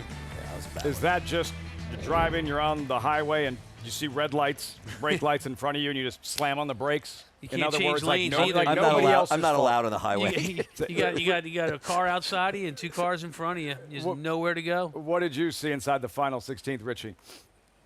Yeah, he just got caught in rush hour traffic. Listen, you're going to win turf racing by saving ground. And I think it's important to distinguish the difference between a bad ride and unlucky ride. He just got unlucky. 19 out of 20 times you're going to find a seam. I think a part of it was that his horses did not get running until a little bit too late, and there just was no room left. Dylan Davis is going to lean hard on your eventual winner, the 6 Kid Creaser. I'm still surprised that he won. IRAD on the 2-horse, New York Scrappy, is going to keep the door closed there, and he just kind of ran out of room. It was unfortunate, but you can't really complain because think about the rides when he gets through, and he looks like a hero. You just said you essentially, as the riders say, have to eat one once in a while. Yeah, I agree with Rich. I mean, he didn't. This wasn't a bad ride. And the other thing was, the horse didn't have horse when the opportunity existed for him to make got that going hole. late. You know, you see it there. He didn't have enough horse to get there, and when he got there, that hole had closed. And I bet that's the the 3 thing. riders chasing the leader, and there's Ira Ortiz working, and there's Dylan Davis trying to collar the leader, and here comes Flavien Prat. And for Alicio him, Ruiz. Alicio Ruiz's first 5th win. in 5 mounts here. Unbelievable. He'll sleep well tonight. Yeah, he will. Knowing who he just beat in that race. He's got a smile on his face, doesn't he? Linda Dixon gets the win, too. I have a friend that's been picking her horse today, but unfortunately that friend, he bet Charles J in this race, so he's feeling particularly unlucky. A little bit. Not too happy right about this moment. Kid Creaser graduates in his 10th career start, 13-20. Daybright Delights just denied late. New York Scrappy couldn't quite deliver the knockout punch. Kid Creaser, 13-20. And just like that, gentlemen, 3 days left this summer at Saratoga. I like to think of it as 38 races. Probably a 38 better way. glorious races left here in Saratoga. We call it Labor Day weekend, not so much closing weekend. Is there a one particular highlight, one race, one horse, one story that you're looking forward to? No, I mean, I love the hopeful. I mean, I like looking at the 2-year-olds, see them do, but there's so much going on. Honestly, I don't want to narrow it down to one. There's a ton of maiden races this weekend, so the possibility exists of seeing some really nice 2-year-olds on Especially turf if and the on weather dirt. holds out Yeah, I mean, tomorrow. there is a chance of some showers late in the day tomorrow, which hopefully won't affect things, and we'll keep our fingers crossed for that after that, looking very good the last 2 days. So I mean, yeah, you like the stakes. The Jockey Club is an historic race, but the 2-year-olds have spin away in the hopeful, but a lot of first-time starters coming out, and could be some good ones in there. Why doesn't he just answer my questions? No. Life would be so much simpler. All right, I'm looking forward The to show not would be spending more time with the two of you for a while. The truth of the matter is he's looking forward to 3 more nights in Saratoga. That's what he wants. As are the every rest night of us. by 11. Yeah. A.M. I'm not as young as I once was. Thanks so much for joining us on this broadcast of Saratoga Live. 12 in the books, 3 days left. 3 Grade 1 events still remain with the Spinaway, Jockey Club Gold Cup, and the Hopeful. Look forward to seeing you tomorrow afternoon. Live coverage gets started at noon. Right here on Fox Sports 2, the Queen's MG, the filly trying to sweep the signature races for 2-year-old fillies to become the first since 1987. And a title defense in the Jockey Club Gold Cup. Bright work for Travers' winning team. Can he go back-to-back? All that coming your way. 3 final days from Saratoga. Have a great night, everyone.